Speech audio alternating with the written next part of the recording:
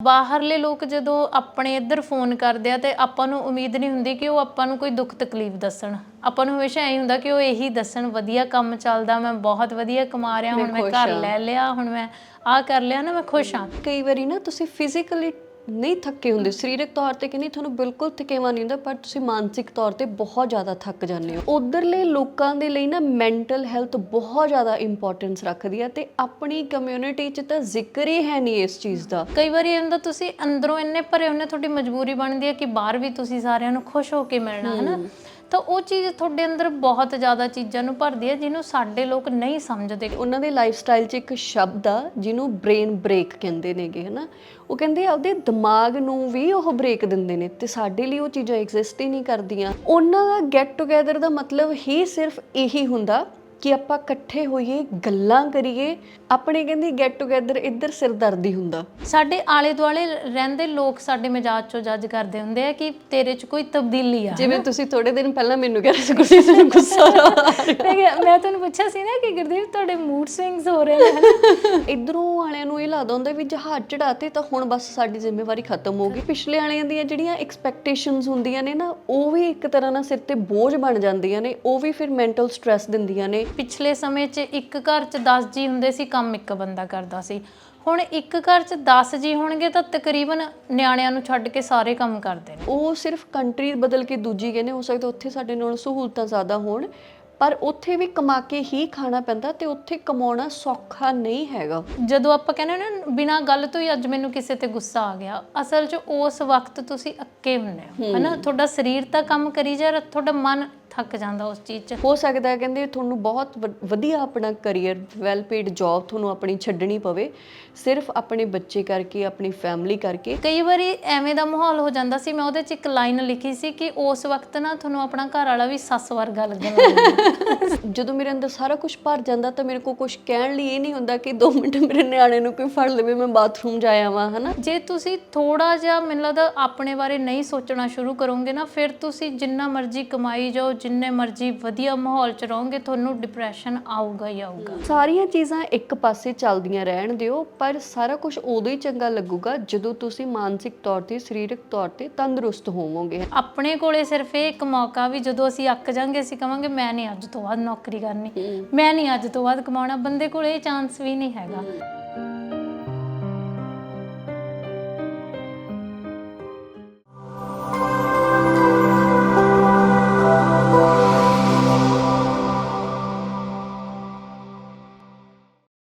ਵੀ social ਵੇਖ ਰਹੇ ਸਾਰੇ ਦਰਸ਼ਕਾਂ ਦਾ ਮੈਂ ਗੁਰਦੀਪ ਸਵਾਗਤ ਕਰਦੀ ਹਾਂ। ਸਤਿ ਸ਼੍ਰੀ ਅਕਾਲ। ਉਮੀਦ ਹੈ ਤੁਸੀਂ ਸਾਰੇ ਠੀਕ ਠਾਕ ਹੋਵੋਗੇ।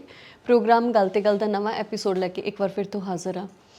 ਪ੍ਰੋਗਰਾਮ ਦਾ ਵਿਸ਼ਾ ਕੀ ਹੋਏਗਾ ਅਤੇ ਵਿਸ਼ੇ ਤੋਂ ਬਾਅਦ ਅਗਲੀ ਗੱਲਬਾਤ ਹੋਣ ਤੋਂ ਪਹਿਲਾਂ ਇੱਕ ਜ਼ਰੂਰੀ ਗੱਲ ਮੈਂ ਤੁਹਾਨੂੰ ਸਾਰਿਆਂ ਨੂੰ ਕਹਿਣਾ ਚਾਹੁੰਦੀ ਹਾਂ ਕਿ ਵੀ ਸੋਸ਼ਲ ਪਿਛਲੇ 3-3.5 ਸਾਲ ਤੋਂ ਕੰਮ ਕਰਦਾ ਆ ਰਿਹਾ ਤੇ ਹਲੇ ਤੱਕ ਅਸੀਂ ਕੋਈ ਵੀ ਐਡਵਰਟੀਜ਼ਮੈਂਟ ਦਾ ਕੰਮ ਨਹੀਂ ਸ਼ੁਰੂ ਕੀਤਾ ਸੀਗਾ। ਤਾਂ ਇਹਨਾਂ ਪਿਛਲੇ 3-3.5 ਸਾਲਾਂ ਤੋਂ ਜੋ ਵੀ ਸਾਡਾ ਸਰਵਾਈਵਲ ਸੀਗਾ ਉਹ YouTube, Facebook ਦੇ ਰੈਵਨਿਊ ਤੇ ਹੀ ਡਿਪੈਂਡ ਕਰਦਾ ਸੀ। ਪਰ ਹੁਣ ਅਸੀਂ ਇਹ ਵੀ ਕੰਮ ਸ਼ੁਰੂ ਕੀਤਾ ਕਿ ਥੋੜ੍ਹਾ ਬਹੁਤਾ ਰੈਵਨਿਊ ਸਾਨੂੰ ਵੱਧ ਆਵੇ ਤੇ ਜਿਹਦੇ ਨਾਲ ਅਸੀਂ ਆਪਣਾ ਦਾਇਰਾ, ਆਪਣੀ ਟੀਮ ਨੂੰ ਹੋਰ ਵੱਡਾ ਕਰ ਸਕੀਏ।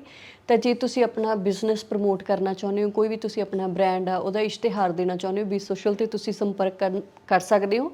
ਅਤੇ ਆਪਣੇ ਮਨਪਸੰਦ ਪ੍ਰੋਗਰਾਮ ਜਿਹੜੇ ਵੀ ਤੁਹਾਡੇ ਵੀ ਸੋਸ਼ਲ 'ਤੇ ਚੱਲਦੇ ਨੇ, ਜਿਹੜੇ ਕਾਫੀ ਜਿੰਨੇ ਵੀ ਪ੍ਰੋਗਰਾਮ ਚੱਲਦੇ ਨੇ, ਉਹਨਾਂ 'ਚੋਂ ਜੇ ਕੋਈ 1 ਜਾਂ 2 ਕੋਈ ਤੁਹਾਡਾ ਮਨਪਸੰਦੀਦਾ ਪ੍ਰੋਗਰਾਮ ਆ, ਉਹਨਾਂ ਪ੍ਰੋਗਰਾਮਾਂ ਨੂੰ ਤੁਸੀਂ ਸਪੋਂਸਰ ਵੀ ਕਰ ਸਕਦੇ ਹੋ। ਬਹੁਤ ਸਾਰੀ ਆਡੀਅנס ਜਦੋਂ ਅਸੀਂ ਕਿਤੇ ਬਾਹਰ ਮਾਰਕੀਟ ਦੇ ਵਿੱਚ ਹੁੰਦੇ ਹਾਂ ਜਾਂ ਉੱਦਾਂ ਸੋਸ਼ਲੀ ਕਿਤੇ ਹੁੰਦੇ ਹਾਂ ਤਾਂ ਗੱਲ 'ਤੇ ਗੱਲ ਦੀ ਬਹੁਤ ਆਡੀਅנס ਸਾਨੂੰ ਮਿਲਦੀ ਹੈ। ਇਸ ਪ੍ਰੋਗਰਾਮ ਨੂੰ ਵੀ ਅਗਰ ਤੁਸੀਂ ਸਪੋਂਸਰ ਕਰਨਾ ਚਾਹੁੰਦੇ ਹੋ ਤਾਂ ਥੱਲੇ ਇੱਥੇ ਇੱਕ ਪੱਟੀ ਚੱਲ ਰਹੀ ਹੋਊਗੀ, ਉੱਥੇ ਸਾਡਾ ਫ਼ੋਨ ਨੰਬਰ ਵੀ ਦਿੱਤਾ ਹੋਇਆ ਤੇ ਈਮੇਲ ਵੀ ਦਿੱਤੀ ਹੋਈ ਆ। ਤੁਸੀਂ ਉਸ ਫ਼ੋਨ ਨੰਬਰ 'ਤੇ ਜਾਂ ਉਸ ਈਮੇਲ 'ਤੇ ਸਾਨੂੰ ਸੰਪਰਕ ਕਰ ਸਕਦੇ ਹੋ।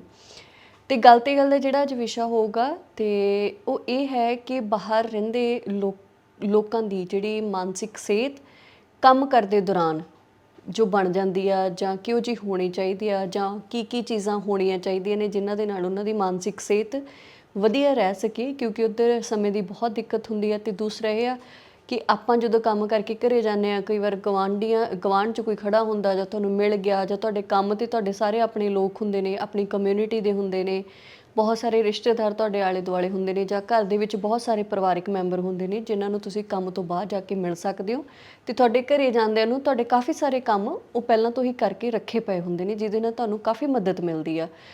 ਤਾਂ ਆਪਾਂ ਕਹਿ ਸਕਦੇ ਹਾਂ ਕਿ ਇੰਡੀਆ 'ਚ ਵੀ ਆਪਾਂ ਇਹ ਨਹੀਂ ਕਹਿ ਸਕਦੇ ਕਿ ਮੈਂਟਲ ਹੈਲਥ ਦੀ ਦਿੱਕਤ ਨਹੀਂ ਹੈਗੀ, ਬਹੁਤ ਜ਼ਿਆਦਾ ਦਿੱਕਤ ਆ, ਪਰ ਫਿਰ ਵੀ ਕਿਤੇ ਨਾ ਕਿਤੇ ਥੋੜ੍ਹੀ ਜਿਹੀ ਸੁਖਾਲ ਇਸ ਗੱਲੋਂ ਹੁੰਦੀ ਹੈ ਕਿ ਸਾਡੇ ਕੋਲੇ ਆਪਣਾ ਆਪਾਂ ਕਹਿ ਸਕਦੇ ਹਾਂ ਸਟ੍ਰੈਸ ਵੰਡਣ ਦੇ ਲਈ ਜਾਂ ਜੋ ਚੀਜ਼ਾਂ ਸਾਡੇ ਦਿਮਾਗ ਮਨ ਦੇ ਵਿੱਚ ਚੱਲ ਰਹੀਆਂ ਹੁੰਦੀਆਂ ਨੇ ਵੰਡਣ ਦੇ ਲਈ ਸਾਡੇ ਕੋਲੇ ਮੈਂਬਰ ਹੁੰਦੇ ਨੇ। ਸੋ ਅੱਜ ਅਸੀਂ ਗੱਲ ਕਰਾਂਗੇ ਬਾਹਰ ਰਹਿੰਦੇ ਉਹਨਾਂ ਭੈਣਾਂ ਤੇ ਭਰਾਵਾਂ ਦੀ ਜਿਨ੍ਹਾਂ ਦਾ ਰੂਟੀਨ ਲਾਈਫ ਇਹੀ ਆ ਕਿ ਘਰ ਤੋਂ ਕੰਮ ਤੇ ਕੰਮ ਤੋਂ ਘਰੇ, ਉਹਦੇ ਵਿੱਚੋਂ ਆਪਣਾ ਪਰਿਵਾਰ ਵੀ ਦੇਖ ਰਹੇ ਨੇ, ਘਰ ਵੀ ਦੇਖ ਰਹੇ ਨੇ, ਆਪਣਾ ਕੰਮ ਵੀ ਦੇਖ ਰਹੇ ਨੇ ਤੇ ਸੋਸ਼ਲ ਹੋਣ ਦੇ ਲਈ ਉਹਨਾਂ ਕੋਲੇ ਘੱਟ ਟਾਈਮ ਹੁੰਦਾ ਜਾਂ ਕਈ ਵਾਰੀ ਘਰੇ ਪਰਿਵਾਰ ਦੇ ਵਿੱਚ ਕੋਈ ਮਦਦ ਨਾ ਹੋਣ ਕਰਕੇ ਬਹੁਤ ਜ਼ਿਆਦਾ ਉਹ ਨਿਰਾਸ਼ ਤੇ ਡਿਪਰੈਸ ਹੋ ਜਾਂਦੇ ਨੇ। ਸੋ ਉਹਨਾਂ ਦੇ ਲਈ ਕੀ ਹੋਣਾ ਚਾਹੀਦਾ ਜਾਂ ਕੀ ਨਹੀਂ, ਇਸ ਵਿਸ਼ੇ ਤੇ ਅਸੀਂ ਗੱਲਬਾਤ ਕਰਾਂਗੇ। ਹਮੇਸ਼ਾ ਦੀ ਤਰ੍ਹਾਂ ਮੇਰੇ ਨਾਲ ਭੈਣ ਰੁਪਿੰਦਰ ਸੰਧੂ ਨੇ। ਸਤਿ ਸ਼੍ਰੀ ਅਕਾਲ ਭੈਣੇ। ਸਤਿ ਸ਼੍ਰੀ ਅਕਾਲ ਗੁਰਦੀਪ। ਕੀ ਹਾਲ ਚਾਲ? ਵਧੀਆ ਵਧੀਆ, ਠੀਕ ਹੈ, ਤੁਸੀਂ ਸੁਣਾਓ? ਵਧੀਆ। ਆਪਣਾ ਤਾਂ ਸੀਜ਼ਨ ਗਿਆ ਡਿਪਰੈਸ਼ਨ ਨਾਲ, ਸਿਆਲ ਗਏ। ਹਾਂ, ਮੈਨੂੰ ਤਾਂ ਸ਼ੁਕਰ ਹੋਇਆ ਕਿ ਗਰਮੀ ਆਈ ਹਨਾ, ਤੁਹਾਡੇ ਦਿਮਾਗ ਵੀ ਖੁੱਲ ਜਾਂਦੇ ਨੇ ਤੇ ਥੋੜਾ ਮਾਹੌਲ ਵੀ ਖੁੱਲਾ ਖੁੱਲਾ, ਦਿਨ ਵੱਡੇ ਹੋ ਗਏ ਨੇ ਤਾਂ ਸੋਹਣੇ ਲੱਗਦੇ ਨੇ। ਇੱਕ ਜਦੋਂ ਠੰਡ ਆਉਂਦੀ ਆ ਤੇ ਇੱਕ ਜਦੋਂ ਜਾਂਦੀ ਆ ਉਦੋਂ ਮੈਨੂੰ ਬੜਾ ਵਧੀਆ ਲੱਗਦਾ ਹੁੰਦਾ, ਥੋੜਾ ਜਿਹਾ ਬਦਲਾਅ ਜਿਹਾ ਵੀ ਹੁੰਦਾ ਹਨਾ, ਘਰੇ ਚਾਦਰਾਂ ਦੇ ਰੰਗ 'ਚ ਜਦੋਂ ਬਦਲਦੇ ਨੇਗੇ, ਮਤਲਬ ਬਦਲਾਅ ਤੁਹਾਨੂੰ ਹਮੇਸ਼ਾ ਖੁਸ਼ੀ ਦਿੰਦਾ ਹਨਾ। ਤੇ ਹੁਣ ਇਹ ਆ ਵੀ ਪਰ ਸਿਆਲ ਮੇਰੇ ਤੋਂ ਬਹੁਤਾ ਚਿਰ ਨਹੀਂ ਕੱਟੇ ਜਾਂਦੇ। ਹਾਂ, ਅਕੇਵਾਂ ਜਿਹਾ ਤਾਂ ਹੁੰਦਾ। ਵੈਸੇ ਬਹੁਤ ਸਾਰੇ ਡਾਕਟਰਸ ਵੀ ਕਹਿੰਦੇ ਆ ਕਿ ਇਹ ਸੀਜ਼ਨ ਡਿਪਰੈਸ਼ਨ ਦਿੰਦਾ ਬਹੁਤ ਸਾਰੇ ਲੋਕਾਂ ਨੂੰ, ਕਿਉਂਕਿ ਆਪਾਂ ਜ਼ਿਆਦਾਤਰ ਜਿੰਨਾ ਕੁ ਕੰਮ ਹੁੰਦਾ ਕਰਕੇ ਇੱਕਦਮ ਕਮਰਿਆਂ 'ਚ ਬੰਦ ਹੋ ਜਾਂਦੇ ਹਾਂ ਤੇ ਬਾਹਰ ਨਹੀਂ ਨਿਕਲਦੇ। ਫਰਕ ਤਾਂ ਪੈਂਦਾ ਮੌਸਮ ਦਾ। ਉਹ ਵੀ ਜ਼ਿੰਦਗੀ 'ਚ ਨਾ ਦਲਿੱਦਰ ਜਿਹਾ ਇਕੱਠਾ ਹੋਇਆ ਰਹਿੰਦਾ। ਹੁਣ ਜਿਵੇਂ ਜਦੋਂ ਰਜਾਈਆਂ ਜਿਹੀਆਂ ਚੱਕੀਆਂ ਗਈਆਂ, ਗਰਮ ਚਾਦਰਾਂ ਚੱਕੀਆਂ ਗਈਆਂ ਤਾਂ ਉਹ ਤੋਂ ਬਾਅਦ ਇਹ ਨਹੀਂ ਲੱਗਦਾ ਵੀ ਹੌਲੇ ਹੌਲੇ ਜਿਹੇ ਹੋ ਗਏ ਆ ਹਨਾ। ਸਹੀ ਗੱਲ। ਤੇ ਉਵੇਂ ਮੈਨੂੰ ਲੱਗਦਾ ਭੈਣ ਜ਼ਿੰਦਗੀ ਹੁੰਦੀ ਆ ਵੀ ਜ਼ਿੰਦਗੀ 'ਚ ਜੇ ਤੁਸੀਂ ਬਦਲਾਅ ਨਾ ਲੈ ਕੇ ਆਵੋ ਹਨਾ, ਜਾਂ ਆਪਣੀ ਰੂਟੀਨ ਲਾਈਫ ਦੇ ਵਿੱਚ ਥੋੜਾ ਬਹੁਤਾ ਤੁਸੀਂ ਫੇਰ ਬਦਲ ਨਾ ਕਰੋ ਤਾਂ ਮੈਨੂੰ ਲੱਗਦਾ ਉਹ ਵੀ ਅਕੇਵਾਂ ਪੈਦਾ ਕਰਦੀ ਆ ਹਨਾ। ਸਹੀ ਗੱਲ ਹੈ। ਆਪਾਂ ਇਹ ਨਹੀਂ ਕਹਿ ਸਕਦੇ ਕਿ ਬਾਹਰ ਹੀ ਐਵੇਂ ਹੁੰਦਾ, ਆਪਣੇ ਇੱਧਰ ਵੀ ਐਵੇਂ ਹੀ ਹੁੰਦਾ। ਜਿਹੜੇ ਬੰਦੇ ਕੰਮ ਕਰਦੇ ਨੇਗੇ ਜਾਂ ਜਿਹੜੇ ਕੰਮ ਨਹੀਂ ਵੀ ਕਰਦੇ, ਜਿਨ੍ਹਾਂ ਦੇ ਪਰਿਵਾਰ ਛੋਟੇ ਨੇਗੇ, ਉਹਨਾਂ ਨੂੰ ਇਕੱਲਿਆਂ ਹੀ ਸਾਰਾ ਕੁਝ ਕਰਨਾ ਪੈਂਦਾ, ਤਾਂ ਉਹ ਲੋਕੀ ਵੀ ਕਿਤੇ ਨਾ ਕਿਤੇ ਡਿਪਰੈਸ ਹੋ ਜਾਂਦੇ ਨੇ ਹਨਾ, ਜਾਂ ਮੈਂਟਲ ਫਰਸਟ੍ਰੇਸ਼ਨ ਉਹਨਾਂ ਦੀ ਬਹੁਤ ਜ਼ਿਆਦਾ ਵੱਧ ਜਾਂਦੀ ਆ। ਪਰ ਜਿਵੇਂ ਇੱਕ ਇੰਟਰਵਿਊ ਮੈਨੂੰ ਲੱਗਦਾ ਇਸੇ ਸ਼ੁੱਕਰਵਾਰ ਚੱਲੂਗੀ ਸ਼ਾਇਦ, ਡਾਕਟਰ ਰਤਨਦੀਪ ਵਿਰਕ ਉਹਨਾਂ ਦੇ ਨਾਲ ਜਿਹੜਾ ਗੱਲਬਾਤ ਕਰਨ ਦਾ ਵਿਸ਼ਾ ਥੋੜ੍ਹਾ ਜਿਹਾ ਅਲੱਗ ਸੀਗਾ। ਪਰ ਮੈਂ ਇੱਕ ਇੰਸਟਾਗ੍ਰਾਮ ਸਟੋਰੀ ਪਾਈ ਸੀ ਜਿਹਦੇ ਤੇ ਮੈਂ ਕਹਿੰਦੀ ਹਾਂ ਮੈਨੂੰ ਉਮੀਦ ਨਹੀਂ ਸੀ ਵੀ ਇੰਨੇ ਲੋਕ ਰਿਐਕਟ ਕਰਨਗੇ ਹਨਾ। ਤਾਂ ਉੱਥੇ ਮੈਂ ਉਹ ਸਟੋਰੀ ਪਾਈ ਸੀਗੀ ਕਿ ਮੈਂਟਲ ਹੈਲਥ ਤੇ ਜਿਹੜੀਆਂ ਵਰਕਿੰਗ ਵੂਮਨ ਨੇ ਸਾਡੀਆਂ, ਜਿਹੜੀਆਂ ਅਬਰੋਡ 'ਚ ਕੰਮ ਕਰਦੀਆਂ ਨੇ, ਵੀ ਉਹਨਾਂ ਦੇ ਇਸ਼ੂਜ਼ ਤੇ ਤੁਸੀਂ ਗੱਲ ਕਰਨਾ ਚਾਹੁੰਦੇ ਹੋ। ਤਾਂ ਬਹੁਤ ਸਾਰੇ ਲੋਕਾਂ ਨੇ ਰਿਸਪੌਂਡ ਕੀਤਾ ਸੀਗਾ ਉਹਦੇ ਤੇ। ਮੈਨੂੰ ਲੱਗਿਆ ਕਿ ਇਹ ਵਿਸ਼ਾ ਸਾਡੇ ਗੱਲ ਤੇ ਗੱਲ ਦਾ ਵੀ ਹੋਣਾ ਚਾਹੀਦਾ, ਕਿਉਂਕਿ ਡਾਕਟਰ ਰਤਨਦੀਪ ਉਹਨਾਂ ਦੇ ਨਾਲ ਇੱਕ ਅਲੱਗ ਸਬਜੈਕਟ ਸੀਗਾ ਗੱਲ ਕਰਨ ਦਾ ਹਨਾ। ਹਾਂਜੀ। ਤਾਂ ਬਹੁਤ ਸਾਰੇ ਲੋਕਾਂ ਨੇ ਲਿਖਿਆ ਵੀ ਇੱਥੇ ਸਮੇਂ ਦੀ ਕਮੀ ਹੋਣ ਕਰਕੇ, ਇੱਕੋ ਜਿਹੀ ਜ਼ਿੰਦਗੀ ਹੋਣ ਕਰਕੇ ਵੀ ਤੁਸੀਂ ਘਰੋਂ ਕੰਮ ਤੇ ਜਾਂਦੇ ਹੋ, ਕੰਮ ਤੋਂ ਤੁਸੀਂ ਘਰੇ ਆ ਜਾਂਦੇ ਹੋ, ਤਾਂ ਉਹੀ ਤੁਹਾਨੂੰ ਪਤਾ ਹੁੰਦਾ ਵੀ ਜਾ ਕੇ ਪਰਿਵਾਰ ਦੇਖਣਾ, ਜਾਂ ਜਿਨ੍ਹਾਂ ਦੇ ਬੱਚੇ ਨੇ ਵੀ ਅਸੀਂ ਬੱਚੇ ਦੇਖਣੇ ਨੇ, ਤਾਂ ਟਾਈਮ ਨਾਲ ਸੌਣਾ, ਰੋਟੀ ਪਾਣੀ ਬਣਾਉਣਾ, ਤਾਂ ਸਵੇਰੇ ਉੱਠ ਕੇ ਤੁਸੀਂ ਫਿਰ ਕੰਮ ਤੇ ਲੱਗ ਜਾਣਾ ਹੁੰਦਾ ਨਾ।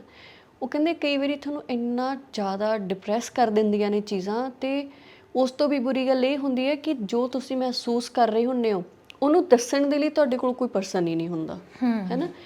ਕਿ ਮੈਂ ਆਪਣੀ ਭੈਣ ਨਾਲ ਵੀ ਇਸ ਚੀਜ਼ ਤੇ ਗੱਲ ਕਰ ਰਹੀ ਸੀਗੀ। ਉਹ ਕਹਿੰਦੀ ਇੱਕ ਤਾਂ ਇਹ ਚੀਜ਼ ਤਾਂ ਹੈਗੀ ਆ, ਕਹਿੰਦੀ ਕਿ ਹੁਣ ਇੱਧਰ ਸਾਰਿਆਂ ਦੀ ਉਹ ਜ਼ਿੰਦਗੀ ਇੱਦਾਂ ਦੀ ਹੁੰਦੀ ਆ ਵੀ ਕਈ ਵਾਰ ਸਾਹਮਣੇ ਜੇ ਤੁਹਾਡੇ ਕੋਈ ਬੰਦਾ ਹੁੰਦਾ ਵੀ ਆ ਕਹਿਣ ਦੇ ਲਈ, ਉਹ ਸੁਣਨਾ ਨਹੀਂ ਚਾਹੁੰਦਾ ਹੁੰਦਾ, ਕਿਉਂਕਿ ਉਹ ਸੇਮ ਕੰਡੀਸ਼ਨ 'ਚ ਹੁੰਦਾ। ਬਿਲਕੁਲ ਹਨਾ। ਮੰਨ ਲਓ ਹੁਣ ਮੈਂ ਤੰਗ ਆ ਹਨਾ, ਮੈਂ ਤੁਹਾਡਾ ਕੋਈ ਦੁੱਖ ਤਕਲੀਫ ਸੁਣ ਹੀ ਨਹੀਂ ਸਕਦੀ ਕਿਉਂਕਿ ਮੈਂ ਤਾਂ ਪਹਿਲਾਂ ਹੀ ਤੰਗ ਆ ਹਨਾ, ਮੈਨੂੰ ਮੇਰਾ ਇੰਟਰਸਟ ਹੀ ਨਹੀਂ ਹੋਊਗਾ। ਸੋ ਇਸ ਵਿਸ਼ੇ ਤੇ ਮਤਲਬ ਬਹੁਤ ਸਾਰੇ ਲੋਕਾਂ ਨੇ ਉਹਦੇ ਹੱਲ ਵੀ ਦੱਸੇ ਸੀਗੇ ਵੀ ਕੀ ਤੇ ਕਿਵੇਂ ਹੋਣਾ ਚਾਹੀਦਾ ਵਾ। ਤਾਂ ਮੈਂ ਚਾਹੁੰਦੀ ਕਿ ਅੱਜ ਆਪਾਂ ਇਸ ਵਿਸ਼ੇ ਦੇ ਉੱਪਰ ਗੱਲਬਾਤ ਕਰੀਏ ਵੀ ਥੋੜਾ ਜਿਹਾ ਪ੍ਰਾਇੋਰਟੀਜ਼ ਸੈੱਟ ਕਰਕੇ, ਥੋੜੀ ਜਿਹੀ ਬ੍ਰੇਕ ਦੇ ਕੇ ਹਨਾ, ਮੈਂਟਲ ਬ੍ਰੇਕ ਜਾਂ ਬ੍ਰੇਨ ਬ੍ਰੇਕ ਜਾਂ ਡੇਲੀ ਰੂਟੀਨ ਨੂੰ ਬ੍ਰੇਕ ਦੇ ਕੇ ਕਿਵੇਂ ਥੋੜਾ ਜਿਹਾ ਉਹ ਸੈਟਲ ਹੋ ਸਕਦੇ ਨੇ। ਗੁਰਦੀਪ, ਸਾਰਿਆਂ ਤੋਂ ਪਹਿਲੀ ਚੀਜ਼ ਤਾਂ ਨਾ ਹਰ ਬੰਦੇ ਲਈ ਇਹ ਸਮਝਣੀ ਜ਼ਰੂਰੀ ਹੈ ਕਿ ਕੋਈ ਵੀ ਬੰਦਾ ਜੇ ਸਰੀਰਕ ਤੌਰ ਤੇ ਨਾ ਪੂਰੀ ਤਰ੍ਹਾਂ ਤੰਦਰੁਸਤ ਹੈ ਤਾਂ ਇਹਦਾ ਮਤਲਬ ਇਹ ਨਹੀਂ ਕਿ ਉਹ ਮਾਨਸਿਕ ਤੌਰ ਤੇ ਵੀ ਤੰਦਰੁਸਤ ਹੈ ਨਾ। ਜਿਵੇਂ ਪਿੱਛੇ ਜੇ USA 'ਚ ਇੱਕ ਕੁੜੀ ਨੇ ਆਤਮ ਹੱਤਿਆ ਕੀਤੀ ਸੀ, ਮਨਦੀਪ, ਕਿ ਉਹ ਕੇਸ ਕਿੰਨਾ ਜ਼ਿਆਦਾ ਵਾਇਰਲ ਹੋਇਆ ਸੀਗਾ ਨਾ। ਤੇ ਉਹਦੇ ਤੇ ਜਦੋਂ ਆਪਾਂ ਮੱਲੀ ਮੈਮ ਨਾਲ ਇੰਟਰਵਿਊ ਕੀਤੀ ਸੀ, ਉਹਨਾਂ ਨੇ ਇਹ ਚੀਜ਼ ਮੰਨੀ ਸੀਗੀ ਕਿ ਆਪਾਂ ਬਾਹਰ ਤਾਂ ਚਲੇ ਗਏ ਆ ਪਰ ਸਾਡੀ ਸੋਚ ਨਹੀਂ ਬਦਲੀ ਹੈਗੀ। ਸਾਨੂੰ ਉੱਥੇ ਜਾ ਕੇ ਇਹ ਤਾਂ ਪਤਾ ਲੱਗ ਗਿਆ ਕਿ ਮੁੰਡੇ ਤੇ ਕੁੜੀਆਂ ਦੋਵਾਂ ਦਾ ਕਮਾਉਣਾ ਲਾਜ਼ਮੀ ਹੈ ਨਾ, ਪਰ ਸਾਨੂੰ ਇਹ ਨਹੀਂ ਪਤਾ ਲੱਗਿਆ ਕਿ ਇੱਥੇ ਇੰਨੇ ਜ਼ਿਆਦਾ ਕਮਾਉਣ ਵਾਲੇ ਚੱਕਰ 'ਚ ਸਾਡੀ ਜ਼ਿੰਦਗੀ 'ਚ ਜਿਹੜੀ ਭੱਜ ਦੌੜ ਸ਼ਾਮਿਲ ਹੋ ਗਈ ਹੈ ਨਾ, ਉਹਦੇ ਲਈ ਅਸੀਂ ਮਾਨਸਿਕ ਸਿਹਤ ਨੂੰ ਸਹੀ ਰੱਖਣ ਲਈ ਵੀ ਕੁਝ ਵੱਖਰਾ ਸਾਨੂੰ ਕਰਨਾ ਪੈਣਾ। ਬਿਲਕੁਲ ਸਹੀ ਆ, ਹੈ ਨਾ। ਤੇ ਉਹ ਕਹਿੰਦੇ ਵੀ ਉੱਥੇ ਆਪਣੇ ਜਿਹੜੇ ਪੰਜਾਬੀ ਪਰਿਵਾਰ ਨੇ ਉਹ ਅਕਸਰ ਗੁਰਦੁਆਰਿਆਂ 'ਚ ਹੀ ਇਕੱਠੇ ਹੁੰਦੇ ਆ, ਉਸ ਤੋਂ ਇਲਾਵਾ ਤੁਹਾਡਾ ਮਤਲਬ ਕੋਈ ਇੱਕ ਦੂਜੇ ਨਾਲ ਮਿਲਣਾ ਗਿਲਣਾ ਨਹੀਂ ਹੁੰਦਾ, ਹੈ ਨਾ।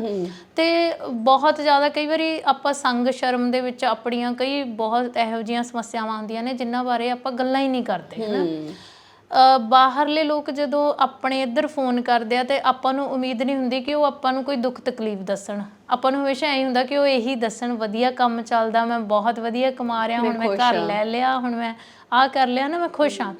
ਤੇ ਇਹ ਜਿਹੜੇ ਬੰਦੇ ਕੋਲੇ ਕਿਸੇ ਨੂੰ ਮਿਲਣ ਗਿਲਣ ਦਾ ਸਮਾਂ ਨਹੀਂ ਹੈਗਾ ਜਾਂ ਕੋਈ ਆਪਣਾ ਨਹੀਂ ਹੈਗਾ, ਮੈਨੂੰ ਲੱਗਦਾ ਕਿ ਉਹਦੇ ਅੰਦਰ ਤਾਂ ਬਹੁਤ ਕੁਝ ਪਿਆ ਹੁੰਦਾ। ਬਿਲਕੁਲ। ਜਦੋਂ ਮੇਰੀ ਇੱਕ ਛੋਟੀ ਭੈਣ ਆ ਨਾ, ਜਿਵੇਂ ਉਹ ਬਾਹਰ ਰਹਿੰਦੀ ਹੈ, ਜਦੋਂ ਉੱਥੇ ਸਾਡਾ ਕੋਈ ਵੀ ਨਹੀਂ ਸੀਗਾ ਨਾ, ਤਾਂ ਉਹ ਹਮੇਸ਼ਾ ਕਹਿੰਦੀ ਹੁੰਦੀ ਸੀ ਕਿ ਮੈਨੂੰ ਐਂ ਲੱਗਦਾ ਕਿ ਮੇਰਾ ਕੋਈ ਆਪਣਾ ਇੱਥੇ ਹੋਣਾ ਚਾਹੀਦਾ, ਜਦ ਕਿ ਉਹਦੇ ਸਹੁਰੇ ਪਰਿਵਾਰ ਦੀ ਬਹੁਤ ਵੱਡੀ ਉੱਥੇ ਫੈਮਿਲੀ ਆ। ਜਦੋਂ ਮੇਰੇ ਇੱਧਰੋਂ ਭੂਆ ਜੀ ਚਲੇ ਗਏ, ਹੈ ਨਾ, ਉਹਨਾਂ ਦਾ ਬੇਟਾ ਚਲੇ ਗਿਆ, ਤਾਂ ਉਹਨੂੰ ਲੱਗਿਆ ਕਿ ਹੁਣ ਮੇਰਾ ਕੋਈ ਇੱਥੇ ਆਪਣਾ ਆ ਗਿਆ। ਤੇ ਹੁਣ ਮੈਂ ਦੇਖਦੀ ਹਾਂ ਕਿ ਉਹਦੇ ਮਜ਼ਾਜ 'ਚ ਬਹੁਤ ਜ਼ਿਆਦਾ ਫਰਕ ਪੈ ਗਿਆ, ਹੈ ਨਾ, ਕਿਉਂਕਿ ਕਈ ਗੱਲਾਂ ਆਪਾਂ ਫੋਨ 'ਤੇ, ਹੁਣ ਚਾਹੇ ਮੈਂ ਇੱਥੇ ਬੈਠੀ ਹਾਂ, ਮੈਂ ਵੀ ਆਪਣੀ ਮਾਂ ਨਾਲ ਫੋਨ 'ਤੇ ਨਹੀਂ ਕਰੂੰਗੀ, ਮੈਨੂੰ ਲੱਗਦਾ ਕਿ ਮੇਰੀ ਮਾਂ 50 ਕਿਲੋਮੀਟਰ ਦੂਰ ਬੈਠੀ, ਉਹਨੂੰ ਸਟ੍ਰੈਸ ਹੋ ਜਾਊਗਾ। ਤੇ ਉਹ ਜਿਹੜੇ ਹਜ਼ਾਰਾਂ ਕਿਲੋਮੀਟਰ ਦੂਰ ਬੈਠੇ ਆਪਾਂ ਉਹਨਾਂ ਨਾਲ ਨਹੀਂ ਕਰਦੇ ਕਈ ਵਾਰੀ। ਤੇ ਇਸ ਚੀਜ਼ 'ਤੇ ਨਾ ਗੱਲਾਂ ਸੱਚੀ ਕਰਨੀਆਂ ਬਹੁਤ ਲਾਜ਼ਮੀ ਨੇ। ਸ਼ਾਇਦ ਬਹੁਤ ਸਾਰੇ ਲੋਕਾਂ ਨੂੰ ਲੱਗੇ ਕਿ ਆਪਾਂ ਬਹੁਤ ਜ਼ਿਆਦਾ ਐਪੀਸੋਡ ਇਸ ਚੀਜ਼ 'ਤੇ ਕੀਤੇ ਨੇ, ਪਰ ਇਹਦੀਆਂ ਤੰਦਾਂ ਇੰਨੀਆਂ ਜ਼ਿਆਦਾ ਨੇ ਨਾ ਕਿ ਆਪਾਂ ਜਿੰਨੀਆਂ ਜ਼ਿਆਦਾ ਫਰੋਲਾਂਗੇ ਉਨੀਆਂ ਥੋੜ੍ਹੀਆਂ ਨੇ। ਜਿਵੇਂ ਤੁਸੀਂ ਕਿਹਾ ਸੀ ਨਾ ਵੀ ਜ਼ਰੂਰੀ ਨਹੀਂ ਵੀ ਸਰੀਰਕ ਤੌਰ 'ਤੇ ਤੰਦਰੁਸਤ ਦਿਖਣ ਵਾਲਾ ਬੰਦਾ ਦਿਮਾਗੀ ਤੌਰ 'ਤੇ ਵੀ ਤੰਦਰੁਸਤ ਹੋਵੇ। ਇਹੀ ਚੀਜ਼ ਮੇਰੀ ਭੈਣ ਕਹਿ ਰਹੀ ਸੀਗੀ। ਉਹ ਕਹਿੰਦੀ ਕਈ ਵਾਰੀ ਨਾ ਤੁਸੀਂ ਫਿਜ਼ੀਕਲੀ ਨਹੀਂ ਥੱਕੇ ਹੁੰਦੇ, ਸਰੀਰਕ ਤੌਰ 'ਤੇ ਕਹਿੰਦੀ ਤੁਹਾਨੂੰ ਬਿਲਕੁਲ ਥਕੇਵਾ ਨਹੀਂ ਹੁੰਦਾ, ਪਰ ਤੁਸੀਂ ਮਾਨਸਿਕ ਤੌਰ 'ਤੇ ਬਹੁਤ ਜ਼ਿਆਦਾ ਥੱਕ ਜਾਂਦੇ ਹੋ, ਹੈ ਨਾ। ਉਹ ਕਹਿੰਦੀ ਵੀ ਅਸੀਂ ਇੱਧਰ ਆ ਗਏ, ਜਿਵੇਂ ਤੁਸੀਂ ਕਿਹਾ ਕਿ ਅਸੀਂ ਮੱਲੀ ਮੈਮ ਉਹਨਾਂ ਦਾ ਤੁਸੀਂ ਰੈਫਰੈਂਸ ਦਿੱਤਾ ਵੀ ਉੱਧਰ ਜਾ ਕੇ ਸਾਨੂੰ ਇਹ ਜ਼ਰੂਰੀ ਲੱਗਣ ਲੱਗ ਗਿਆ ਕੁੜੀ ਮੁੰਡੇ ਦਾ ਦੋਨਾਂ ਦਾ ਕਮਾਉਣਾ ਜ਼ਰੂਰੀ ਆ, ਹੈ ਨਾ। ਇੱਧਰਲਾ ਲਾਈਫ ਸਟਾਈਲ ਵਧੀਆ ਸਹੂਲਤਾਂ ਲਈ ਅਸੀਂ ਉੱਧਰ ਚਲੇ ਗਏ। ਪਰ ਕਹਿੰਦੇ ਉੱਧਰਲੇ ਲੋਕਾਂ ਦੇ ਲਈ ਨਾ ਮੈਂਟਲ ਹੈਲਥ ਬਹੁਤ ਜ਼ਿਆਦਾ ਇੰਪੋਰਟੈਂਸ ਰੱਖਦੀ ਆ, ਅਤੇ ਆਪਣੀ ਕਮਿਊਨਿਟੀ 'ਚ ਤਾਂ ਜ਼ਿਕਰ ਹੀ ਹੈ ਨਹੀਂ ਇਸ ਚੀਜ਼ ਦਾ। ਉਹ ਕਹਿੰਦੀ ਜੇ ਤੁਸੀਂ ਕਹੋਗੇ ਨਾ ਵੀ ਮੈਂ ਮੈਂਟਲੀ ਤੈਨੂੰ ਤਾਂ 30 ਦਿਨ ਕੁਝ ਹੋਇਆ ਹੀ ਰਹਿੰਦਾ। ਉਹ ਕਹਿੰਦੀ ਵੀ ਬਹੁਤੇ ਲੋਕ ਇਹਨਾਂ ਚੀਜ਼ਾਂ ਨੂੰ ਨਹੀਂ ਸਮਝਦੇ ਹੈਗੇ, ਹੈ ਨਾ। ਹੁਣ ਕਹਿੰਦੀ ਇੱਧਰਲੇ ਲੋਕ ਨੇਗੇ, ਉਹ ਕੰਮ ਕਰਦੇ ਨੇਗੇ, ਉਹਨਾਂ ਦੇ ਲਾਈਫ ਸਟਾਈਲ 'ਚ ਇੱਕ ਸ਼ਬਦ ਆ ਜਿਹਨੂੰ ਬ੍ਰੇਨ ਬ੍ਰੇਕ ਕਹਿੰਦੇ ਨੇਗੇ, ਹੈ ਨਾ। ਉਹ ਕਹਿੰਦੇ ਆਪਦੇ ਦਿਮਾਗ ਨੂੰ ਵੀ ਉਹ ਬ੍ਰੇਕ ਦਿੰਦੇ ਨੇ, ਅਤੇ ਸਾਡੇ ਲਈ ਉਹ ਚੀਜ਼ਾਂ ਐਗਜ਼ਿਸਟ ਹੀ ਨਹੀਂ ਕਰਦੀਆਂ, ਹੈ ਨਾ। ਹੁਣ ਜਦੋਂ ਤੁਸੀਂ ਲਗਾਤਾਰ 8 ਦਿਨ ਜਾਂ 7 ਦਿਨ ਇੱਕੋ ਹੀ ਰੂਟੀਨ ਦੇ ਵਿੱਚ ਚੱਲੀ ਜਾ ਰਹੇ ਹੋ, 7 ਦਿਨ ਜਾਂ 6 ਦਿਨ ਤੁਸੀਂ ਇੱਕੋ ਹੀ ਰੂਟੀਨ ਦੇ ਵਿੱਚ ਚੱਲੀ ਜਾ ਰਹੇ ਹੋ, ਤਾਂ ਓਬਵੀਅਸਲੀ ਭੈਣੇ ਆਪਾਂ ਅੱਕਾਂਗੇ ਤਾਂ ਸਹੀ, ਹੈ ਨਾ। ਉਹਦੇ ਵਿੱਚ ਵੀ ਜਦੋਂ ਤੁਹਾਡੇ ਕੋਲੇ ਮੰਨ ਲਓ ਕਿ ਤੁਸੀਂ ਬਾਹਰ ਦਾ ਕੰਮ ਵੀ ਦੇਖਣਾ ਹੈ, ਤੁਸੀਂ ਘਰ ਦਾ ਕੰਮ ਵੀ ਦੇਖਣਾ ਹੈ, ਅਤੇ ਤੁਹਾਡੇ ਕੋਲ ਕੋਈ ਹੈਲਪ ਜਾਂ ਕੋਈ ਸਪੋਰਟ ਹੈ ਨਹੀਂ ਗੀ, ਤਾਂ ਨੈਚੁਰਲੀ ਗੱਲ ਆ ਵੀ ਉਦੋਂ ਤੁਸੀਂ ਜ਼ਿਆਦਾ ਫਿਜ਼ੀਕਲ ਨਹੀਂ, ਤੁਸੀਂ ਮੈਂਟਲੀ ਬਹੁਤ ਜ਼ਿਆਦਾ ਥੱਕ ਜਾਂਦੇ ਹੋ। ਕਿਉਂਕਿ ਕਹਿੰਦੇ ਘਰੋਂ ਨਿਕਲਣ ਲੱਗੇ ਫਿਕਰ ਹੁੰਦਾ ਅੱਛਾ ਕੰਮ ਦਾ, ਕੰਮ ਤੋਂ ਨਿਕਲਣ ਲੱਗੇ ਫਿਕਰ ਹੁੰਦਾ ਵੀ ਘਰੇ ਜਾ ਕੇ ਦਾਲ ਸਬਜ਼ੀ ਤੇ ਬੱਚੇ ਦੇਖਣੇ ਨੇ। ਫਿਰ ਕਹਿੰਦੀ ਜਿਨ੍ਹਾਂ ਦੇ ਬੱਚੇ ਥੋੜ੍ਹੇ ਵੱਡੇ ਨੇ, ਸਕੂਲ ਜਾਂਦੇ ਨੇ, ਉਹਨਾਂ ਨੂੰ ਥੋੜ੍ਹਾ ਜਿਹਾ ਟਾਈਮ ਬੱਚਿਆਂ ਦੇ ਨਾਲ ਉਹ ਵੈਸੇ ਵੀ ਉਹਨਾਂ ਦੀਆਂ ਸਟੱਡੀਜ਼ ਦੇ ਲਈ ਦੇਣਾ ਪੈਂਦਾ ਹੈ, ਹੈ ਨਾ। ਜਿਨ੍ਹਾਂ ਦੇ ਤਾਂ ਇੱਧਰ ਪਰਿਵਾਰ ਨੇ ਉਹਨਾਂ ਲਈ ਥੋੜ੍ਹਾ ਜਿਹਾ ਸੌਖਾ ਹੋ ਜਾਂਦਾ ਵਾ, ਹੈ ਨਾ, ਵੀ ਘਰੇ ਗੱਲ ਕਰਨ ਲਈ ਵੀ ਕੋਈ ਹੁੰਦਾ ਆ ਜਾਂ ਕੋਈ ਸੁਣ ਲੈਂਦਾ ਵਾ। ਕਈ ਵਾਰ ਕਹਿੰਦੇ ਇੱਥੇ ਬਹੁਤ ਵੱਡੇ ਪਰਿਵਾਰਾਂ 'ਚ ਰਹਿ ਕੇ ਵੀ ਲੋਕ ਇਕੱਲੇ ਨੇਗੇ, ਕਿਉਂਕਿ ਅਸੀਂ ਉਸ ਚੀਜ਼ ਨੂੰ ਨਹੀਂ ਸਮਝਦੇ ਹੈਗੇ ਵੀ ਇਹ ਬੰਦਾ ਮਾਨਸਿਕ ਤੌਰ 'ਤੇ ਸਹੀ ਨਹੀਂ ਮਹਿਸੂਸ ਕਰ ਰਿਹਾ ਹੈਗਾ, ਹੈ ਨਾ। ਸੋ ਕਹਿੰਦੇ ਗੱਲ ਛੋਟੀ ਜਾਂ ਵੱਡੀ ਫੈਮਿਲੀ ਦੀ ਨਹੀਂ ਹੁੰਦੀ, ਗੱਲ ਇਹ ਹੁੰਦੀ ਆ ਵੀ ਜਿੰਨੇ ਮੈਂਬਰ ਤੁਹਾਡੇ ਆਸ-ਪਾਸ ਨੇਗੇ ਕੀ ਉਹ ਤੁਹਾਨੂੰ ਸਮਝਦੇ ਨੇ, ਹਾਂ, ਜਾਂ ਤੁਸੀਂ ਉਹਨਾਂ ਨਾਲ ਖੁੱਲ੍ਹ ਕੇ ਗੱਲ ਕਰ ਰਹੇ ਹੋ, ਜਾਂ ਕਹਿੰਦੇ ਉਹ ਤੁਹਾਡਾ ਚਿਹਰਾ ਦੇਖ ਕੇ ਇਹ ਚੀਜ਼ ਨੂੰ ਮਹਿਸੂਸ ਕਰ ਸਕਦੇ ਨੇ ਵੀ ਇਹਨੂੰ ਹੁਣ ਜ਼ਰੂਰਤ ਆ ਵੀ ਇਹਦੇ ਨਾਲ ਗੱਲ ਕੀਤੀ ਜਾਵੇ, ਹੈ ਨਾ। ਜਿਵੇਂ ਬਹੁਤ ਸਾਰੇ ਲੋਕ ਨੇ ਕਹਿੰਦੇ ਉਹਨਾਂ ਦਾ ਸੋਸ਼ਲ ਸਰਕਲ ਬਹੁਤ ਘੱਟ ਹੁੰਦਾ। ਹੁਣ ਆਪਣੇ ਵੀ ਕਹਿੰਦੇ ਮੰਨ ਲਓ ਕਿਸੇ ਨੂੰ ਆਪਾਂ ਘਰੇ ਬੁਲਾਉਣਾ ਹੋਵੇ, ਆਪਣੇ ਪੰਜਾਬੀਆਂ ਦਾ ਇਹ ਹੁੰਦਾ ਕਿ ਆਪਾਂ ਆਓ ਭਗਤ ਬਹੁਤ ਜ਼ਿਆਦਾ ਕਰਦੇ ਹਾਂ, ਅਤੇ ਉਹਦਾ ਜਿੰਮਾ ਇਹ ਹੁੰਦਾ ਵੀ ਜੇ 15 ਜਾਣੇ ਘਰੇ ਆ ਰਹੇ ਨੇ ਤਾਂ ਮਹਿਮਾਨ ਨਵਾਜ਼ੀ ਵਾਲਾ ਬੰਦਾ ਇੱਕ ਹੁੰਦਾ ਆ, ਉਹਦੇ ਤੇ 15 ਦਾ ਬੋਝ ਪੈ ਗਿਆ। ਇਹ ਕਹਿੰਦੀ ਕਿਵੇਂ ਜਾਂਦੇ ਨੇ ਕਿ ਇੱਧਰਲੇ ਲੋਕ ਵੀ ਲਾਈਫ ਨੂੰ ਇਹ ਹੌਲਾ ਕਿਵੇਂ ਰੱਖਦੇ ਨੇ। ਮੈਂ ਨਹੀਂ ਕਹਿੰਦੀ ਕਿ ਇਹ ਆਪਣੇ ਨਾਲੋਂ ਬੈਸਟ ਨੇ ਜਾਂ ਬੈਟਰ ਨੇਗੇ, ਪਰ ਉਹ ਕਹਿੰਦੀ ਇਸ ਚੀਜ਼ ਨੂੰ ਸਮਝਦੇ ਨੇਗੇ ਵੀ ਜਿਵੇਂ ਅਸੀਂ 6 ਦਿਨ ਜਾਂ 7 ਦਿਨ ਕੰਮ 'ਤੇ ਜਾਂਦੇ ਹਾਂ, ਤਾਂ ਜਿਹੜੇ ਬੰਦੇ ਨੇ ਸਾਨੂੰ ਘਰੇ ਬੁਲਾਇਆ ਜਾਂ ਜਿਹਦੇ ਅਸੀਂ ਘਰ ਜਾਂਦੇ ਹਾਂ ਉਹਦੀ ਵੀ ਉਹੀ ਰੂਟੀਨ ਲਾਈਫ ਆ। ਉਹਨੇ ਇੱਕ ਮੈਨੂੰ ਲੱਗਦਾ ਸ਼ਬਦ ਕਿਹਾ ਸੀ ਪੌਟ ਪਾਰਟੀ ਜਾਂ ਕੁਝ ਐਵੇਂ ਆ ਹਨਾ। ਉਹਦੇ ਵਿੱਚ ਕਹਿੰਦੀ ਉਹ ਕੀ ਕਰਦੇ ਨੇ, ਸਾਰੇ ਜਾਣੇ ਇੱਕ ਇੱਕ ਚੀਜ਼ ਆਪਦੇ ਘਰੋਂ ਤਿਆਰ ਕਰਕੇ ਲੈ ਜਾਂਦੇ ਨੇ। ਉਹਨਾਂ ਦਾ ਗੈਟ ਟੂਗੇਦਰ ਦਾ ਮਤਲਬ ਹੀ ਸਿਰਫ ਇਹੀ ਹੁੰਦਾ ਕਿ ਆਪਾਂ ਇਕੱਠੇ ਹੋਈਏ, ਗੱਲਾਂ ਕਰੀਏ, ਜਿੰਨੇ ਦਿਨਾਂ ਬਾਅਦ ਅਸੀਂ ਮਿਲ ਰਹੇ ਹਾਂ ਉਹਨੇ ਦਿਨਾਂ ਦਾ ਜੋ ਕੁਛ ਅੰਦਰ ਇਕੱਠਾ ਹੋਇਆ ਪਿਆ ਵਾ ਅਸੀਂ ਉਹਨੂੰ ਬਾਹਰ ਕੱਢੀਏ, ਹੈਨਾ। ਆਪਣੇ ਕਹਿੰਦੀ ਗੈਟ ਟੂਗੇਦਰ ਇੱਧਰ ਸਿਰਦਰਦੀ ਹੁੰਦਾ, ਆਉਂਦਿਆਂ ਨੂੰ ਸਫਾਈਆਂ ਕਰਕੇ ਰੱਖੋ, ਫਿਰ ਤੁਸੀਂ ਕਿੰਨਾ ਕੁਛ ਬਣਾ ਕੇ ਰੱਖੋ ਹਨਾ, ਜਾਂ ਪ੍ਰੈਜ਼ੈਂਟ ਲੈ ਕੇ ਰੱਖੋ ਬੰਦੇ ਦੇ ਲਈ। ਆਪਣੇ ਕਹਿੰਦੀ ਗੈਟ ਟੂਗੇਦਰ ਇਹ ਹੁੰਦੇ ਨੇ, ਉਹ ਨਾ ਇਹ ਨਹੀਂ ਵੀ ਤਿਆਰ ਹੋ ਕੇ ਜਾਣਾ ਜਾਂ ਅਸੀਂ ਸੱਜ ਫੱਬ ਕੇ ਜਾਣਾ, ਜਾਂ ਆ ਕੇ ਕੋਈ ਤੁਹਾਡੇ ਘਰੋਂ ਆ ਕੇ ਕੋਈ ਤੁਹਾਡੀ ਗੱਲ ਕਰੂਗਾ ਉਹਨੇ ਸਾਨੂੰ ਇੰਨਾ ਦਿੱਤਾ ਖਾਣ ਨੂੰ ਜਾਂ ਘੱਟ ਦਿੱਤਾ ਵੱਧ ਦਿੱਤਾ ਹਨਾ, ਜਾਂ ਘਰ ਹੀ ਕਹਿੰਦੀ ਆਪਣੇ ਲੋਕੀ ਤਾਂ ਘਰ ਹੀ ਦੇਖੀ ਜਾਣਗੇ ਜਾ ਕੇ, ਅਗਲੇ ਤਾਂ ਫਰਨੀਚਰ ਹੀ ਦੇਖੀ ਜਾਣਗੇ, ਉਹਨਾਂ ਨੂੰ ਇਸ ਚੀਜ਼ ਤੱਕ ਮਤਲਬ ਨਹੀਂ ਹੁੰਦਾ। ਉਹ ਕਹਿੰਦੀ ਵੀ ਮੈਂ ਨਹੀਂ ਕਹਿੰਦੀ ਆਪਾਂ ਕਹਿੰਦੀ ਬਹੁਤ ਵਧੀਆ ਉਹਨਾਂ ਲੋਕਾਂ ਨਾਲੋਂ, ਪਰ ਕੁਛ ਚੀਜ਼ਾਂ 'ਚ ਉਹ ਸਾਡੇ ਨਾਲੋਂ ਜ਼ਿਆਦਾ ਸਮਝਦਾਰ ਨੇ, ਉਹ ਜ਼ਿੰਦਗੀ ਨੂੰ ਜ਼ਿਆਦਾ ਸੌਖਾ ਤੇ ਹੌਲਾ ਕਰਕੇ ਚੱਲਦੇ ਨੇ। ਉਹ ਕਹਿੰਦੀ ਜੇ ਕਿਸੇ ਦੇ ਘਰੇ ਵੀ ਜਾਣਗੇ ਨਾ ਤਾਂ ਇੰਨੀ ਫਾਰਮੈਲਿਟੀ ਨਾਲ ਨਹੀਂ ਜਾਂਦੇ ਹੈਗੇ, ਉਹ ਜੋ ਉਹਨਾਂ ਨੇ ਖਾਣਾ ਵਾ ਉਹ ਆਪਦੇ ਘਰੋਂ ਬਣਾ ਕੇ ਸਾਰੇ ਜਣੇ ਇਕੱਠੇ ਹੋ ਕੇ ਇੱਕ ਥਾਂ ਬਹਿ ਕੇ ਖਾਂਦੇ ਨੇ, ਇੰਜੋਏ ਕਰਦੇ ਨੇ, ਨਾਲੇ ਉਹਨਾਂ ਦੇ ਬੱਚੇ ਕਹਿੰਦੇ ਆਪਸ 'ਚ ਖੇਡਦੇ ਨੇਗੇ ਹਨਾ। ਸਹੀ ਗੱਲ। ਸੋ ਕਹਿੰਦੇ ਇਹ ਹੁੰਦਾ ਸੋਸ਼ਲਾਈਜ਼ ਹੋਣਾ ਹੈਨਾ। ਉਹ ਸੋਸ਼ਲਾਈਜ਼ ਹੋਣਾ ਨਹੀਂ ਵੀ 100 ਬੰਦਿਆਂ ਦੀ ਪਾਰਟੀ 'ਚ ਬੈਠ ਕੇ ਵੀ ਤੁਸੀਂ ਇਕੱਲੇ ਮਹਿਸੂਸ ਕਰੀ ਜਾ ਰਹੇ ਹੋ, ਕਿਉਂਕਿ ਉੱਥੇ ਤੁਹਾਨੂੰ ਇਹ ਫਿਕਰ ਆ ਤੁਸੀਂ ਪਾਇਆ ਕੀ ਹੋਇਆ, ਤੁਹਾਡੇ ਬਾਰੇ ਕੋਈ ਕੀ ਸੋਚੂਗਾ, ਕੋਈ ਤੁਹਾਡੀ ਸੈਲਰੀ ਨਾ ਪੁੱਛ ਲੇ, ਕੋਈ ਤੁਹਾਡੀ ਜੌਬ ਨਾ ਪੁੱਛ ਲਵੇ ਹਨਾ, ਵੀ ਤੁਹਾਨੂੰ ਜੱਜ ਨਾ ਕਰੇ ਤੁਹਾਨੂੰ ਕਿਸੇ ਗੱਲ ਤੋਂ। ਤਾਂ ਉੱਥੋਂ ਤੇ ਉਲਟਾ ਕਹਿੰਦੀ ਤੁਸੀਂ ਮੈਂਟਲ ਸਟ੍ਰੈਸ ਲੈ ਕੇ ਆ ਜਾਂਦੇ ਆ। ਸਹੀ ਗੱਲ ਹੈ ਗੁਰਦੀਪ। ਜਦੋਂ ਆਪਾਂ ਨਾ ਸਾਂਝੇ ਪਰਿਵਾਰਾਂ 'ਚ ਰਹਿੰਦੇ ਹੁੰਦੇ ਸੀ, ਉਹਦਾ ਸਾਨੂੰ ਇਹੀ ਫਾਇਦਾ ਸੀਗਾ ਕਿ ਆਪਣਾ ਕੋਈ ਦੁੱਖ ਤਕਲੀਫ ਸੀ ਆਪਾਂ ਕਿਸੇ ਨੂੰ ਕਹਿ ਲੈਂਦੇ ਸੀ ਨਾ। ਇਹ ਮੇਰਾ ਆਪਣਾ ਤਜਰਬਾ, ਜਦੋਂ ਅਸੀਂ ਇਕੱਠੇ ਰਹਿੰਦੇ ਸੀ ਸਾਰੇ ਹਨਾ, ਸਾਡੇ ਚਾਚਾ ਜੀ ਚਾਚੀ ਜੀ ਹੁਣੀ, ਮੈਨੂੰ ਲੱਗਦਾ ਛੋਟੀ ਜਿਹੀ ਵੀ ਕੋਈ ਤੁਹਾਨੂੰ ਟੈਨਸ਼ਨ ਹੋਣੀ ਨਾ, ਤੁਸੀਂ ਦੂਜੇ ਕੋਲ ਜਾ ਕੇ ਬੈਠ ਜਾਣਾ ਤੇ ਤੁਸੀਂ ਭੁੱਲ ਜਾਂਦੇ ਸੀਗੇ। ਜਿਵੇਂ ਜਿਵੇਂ ਆਪਣੇ ਪਰਿਵਾਰ ਛੋਟੇ ਹੋਈ ਜਾਂਦੇ ਨੇ, ਜਿਹੜਾ ਇੱਕ ਦੂਜੇ ਨਾਲ ਮਾੜੇ ਜਿਹੇ ਵੀ ਤਣਾਅ ਦਾ ਸਟ੍ਰੈਸ ਆ, ਮੰਨ ਲਓ ਆਪਣੀ ਕਿਸੇ ਨਾਲ ਦੋ ਘਰ 'ਚ ਜੀ ਨੇ ਉਹਨਾਂ ਦੀ ਵੀ ਆਪਸ ਵਿੱਚ ਬਹਿਸ ਹੋ ਗਈ ਨਾ, ਉਹਨੂੰ ਵੀ ਅਸੀਂ ਫਿਰ ਕਿਸੇ ਤੀਜੇ ਕੋਲ ਜਦ ਸਾਨੂੰ ਕੱਢਣ ਦਾ ਜ਼ਰੀਆ ਨਹੀਂ ਮਿਲਦਾ, ਅਸੀਂ ਸਾਰਾ ਦਿਨ ਅੰਦਰ ਭਰ ਕੇ ਰੱਖਦੇ ਹਾਂ ਨਾ। ਤੇ ਉਹਦੇ 'ਚ ਤੁਸੀਂ ਆਪਣੇ ਕੰਮ ਵੀ ਕਰਨੇ ਨੇ, ਤੁਸੀਂ ਬਾਹਰ ਆਪਦੇ ਕੰਮ ਤੇ ਵੀ ਜਾਣਾ, ਉੱਥੇ ਤੁਹਾਡੀ ਪਰਫਾਰਮੈਂਸ ਵੀ ਦੇਖੀ ਜਾਣੀ ਆ। ਫਿਰ ਇਹ ਨਹੀਂ ਕਿ ਤੁਸੀਂ ਘਰ ਦੇ ਇੱਕ ਜੀ ਨਾਲ ਲੜ ਲਏ, ਤੁਸੀਂ ਨਿਆਣਿਆਂ ਤੇ ਉਸ ਨਜ਼ਲੇ ਨੂੰ ਸੁੱਟੀ ਜਾਓਗੇ ਸਾਰਾ ਦਿਨ, ਤੁਸੀਂ ਨਿਆਣਿਆਂ ਨੂੰ ਵੀ ਓਨਾ ਹੱਸ ਕੇ ਮਿਲਣਾ। ਕਈ ਵਾਰੀ ਇਹ ਹੁੰਦਾ ਤੁਸੀਂ ਅੰਦਰੋਂ ਇੰਨੇ ਭਰੇ ਹੁੰਦੇ, ਤੁਹਾਡੀ ਮਜਬੂਰੀ ਬਣਦੀ ਹੈ ਕਿ ਬਾਹਰ ਵੀ ਤੁਸੀਂ ਸਾਰਿਆਂ ਨੂੰ ਖੁਸ਼ ਹੋ ਕੇ ਮਿਲਣਾ ਹਨਾ। ਤਾਂ ਉਹ ਚੀਜ਼ ਤੁਹਾਡੇ ਅੰਦਰ ਬਹੁਤ ਜ਼ਿਆਦਾ ਚੀਜ਼ਾਂ ਨੂੰ ਭਰਦੀ ਹੈ, ਜਿਹਨੂੰ ਸਾਡੇ ਲੋਕ ਨਹੀਂ ਸਮਝਦੇ। ਖਾਸ ਕਰਕੇ ਆਪਣੇ ਜਿਹੜੇ ਪਰਿਵਾਰ ਨੇ ਹਨਾ, ਉਹਨਾਂ ਨੂੰ ਐਂ ਲੱਗਦਾ ਹੁੰਦਾ ਕਿ ਜਿਹੜੀ ਮਤਲਬ ਬੰਦਾ ਜਾਂ ਜਨਾਨੀ ਥੋੜਾ ਆਮ ਨਾਲੋਂ ਹਟ ਕੇ ਵਿਹਾਰ ਕਰਨ ਲੱਗ ਜਾਂਦਾ ਨਾ, ਜਦੋਂ ਉੱਥੇ ਇਹ ਨਹੀਂ ਸਮਝਿਆ ਜਾਂਦਾ ਕਿ ਹੋ ਸਕਦਾ ਇਹ ਥੱਕ ਗਿਆ ਹੋਵੇ, ਦਿਮਾਗੀ ਤੌਰ ਤੇ ਥੱਕਿਆ ਹੋਵੇ ਹਨਾ, ਕਿ ਇਹਨੂੰ ਕਿਸੇ ਮਦਦ ਦੀ ਲੋੜ ਆ, ਜਾਂ ਇਹਦੇ ਅੰਦਰ ਕੋਈ ਇਹੋ ਜਿਹੀ ਗੱਲ ਆ ਜਿਹੜੀ ਇਹ ਕਿਸੇ ਨਾਲ ਕਰਨਾ ਚਾਹੁੰਦਾ। ਉਹ ਪਤਾ ਕੀ ਕਹਿਣਗੇ, ਇਹਦਾ ਤਾਂ ਖੇਖਣ ਇਹੋ ਜਿਹੀ ਹੈ, ਇਹਦਾ ਤਾਂ ਸੁਭਾਅ ਹੀ ਇਹੋ ਜਿਹਾ। ਅਸੀਂ ਸੁਭਾਅ 'ਚ ਆਈ ਤਬਦੀਲੀ ਨੂੰ ਬੰਦੇ ਦੀ ਆਦਤ ਸਮਝਣ ਲੱਗ ਜਾਂਦੇ ਹਾਂ, ਅਸੀਂ ਨੋਟ ਨਹੀਂ ਕਰਦੇ ਕਿ ਇਹਨੂੰ ਕਿਸੇ ਮਦਦ ਦੀ ਜ਼ਰੂਰਤ ਆ।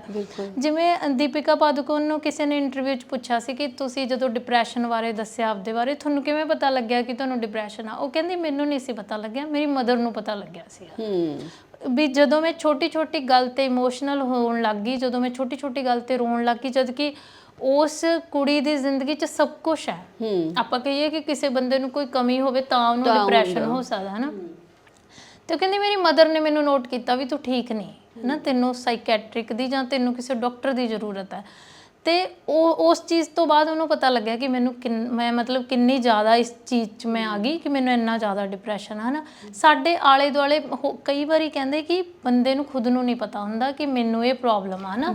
ਹਾਂ, ਸਾਡੇ ਆਲੇ ਦੁਆਲੇ ਰਹਿੰਦੇ ਲੋਕ ਸਾਡੇ ਮਿਜਾਜ 'ਚੋਂ ਜੱਜ ਕਰਦੇ ਹੁੰਦੇ ਆ ਕਿ ਤੇਰੇ 'ਚ ਕੋਈ ਤਬਦੀਲੀ ਆ। ਜਿਵੇਂ ਤੁਸੀਂ ਥੋੜੇ ਦਿਨ ਪਹਿਲਾਂ ਮੈਨੂੰ ਕਹਿ ਰਹੇ ਸੀ ਗੁੱਸੇ ਨੂੰ ਗੁੱਸਾ ਮੈਂ ਤੁਹਾਨੂੰ ਪੁੱਛਿਆ ਸੀ ਨਾ ਕਿ ਗੁਰਦੀਪ ਤੁਹਾਡੇ ਮੂਡ ਸਵਿੰਗਸ ਹੋ ਰਹੇ ਨੇ, ਤੇ ਮੈਨੂੰ ਲੱਗਦਾ ਕਿ ਕਿਸੇ ਨੂੰ ਜੇ ਤੁਸੀਂ ਨੋਟਿਸ ਕਰਦੇ ਉਹਨੂੰ ਇਹ ਗੱਲ ਕਹਿਣ 'ਚ ਕੋਈ ਝਿਜਕ ਨਹੀਂ ਕਰਨੀ ਚਾਹੀਦੀ। ਕਈ ਵਾਰੀ ਨਾ ਆਪਾਂ ਕਹਿੰਦੇ ਕਿ ਸਰੀਰ ਦਾ ਜ਼ਖਮ ਦਿਸਦਾ, ਮਨ ਦਾ ਜ਼ਖਮ ਨਹੀਂ ਦਿਸਦਾ ਹੁੰਦਾ। ਇਸ ਤੋਂ ਪਹਿਲਾਂ ਕਿ ਉਹ ਬੰਦੇ ਲਈ ਨਸੂਰ ਬਣ ਜੇ, ਕਈ ਲੋਕ ਮਤਲਬ ਉਹਨਾਂ ਨੂੰ ਪਤਾ ਵੀ ਨਹੀਂ ਹੁੰਦਾ, ਉਹ ਇਸੇ ਪ੍ਰੋਬਲਮ ਕਰਕੇ ਲਾਈਫ 'ਚ ਇਹੋ ਜਿਹਾ ਸਟੈਪ ਲੈ ਲੈਂਦੇ ਆ ਕਿ ਆਪਾਂ ਬਾਅਦ 'ਚੋਂ ਪਛਤਾਉਂਦੇ ਆ ਕਿ ਯਾਰ ਜੇ ਮੈਂ ਉਹਦੇ ਨਾਲ ਗੱਲ ਕਰ ਲੈਂਦਾ। ਹਾਂ, ਆਪਾਂ ਫਿਰ ਬਾਅਦ 'ਚੋਂ ਇਹ ਵੀ ਕਹਿੰਦੇ ਆ ਵੀ ਯਾਰ ਲੱਗਦਾ ਤਾਂ ਹੈ ਨਹੀਂ ਸੀਗਾ ਵੀ ਜ਼ਿੰਦਗੀ 'ਚ ਕਦੇ ਇੱਦਾਂ ਦਾ ਕਦਮ ਲੈ ਜਾਊਗਾ ਹਨਾ। ਪਰ ਸਹੀ ਗੱਲ ਆ, ਚੰਗੇ ਭਲੇ ਬੰਦੇ ਦੇ ਅੰਦਰ ਵੀ ਪਤਾ ਨਹੀਂ ਕੀ ਕੁਛ ਇਕੱਠਾ ਹੁੰਦਾ ਰਹਿੰਦਾ।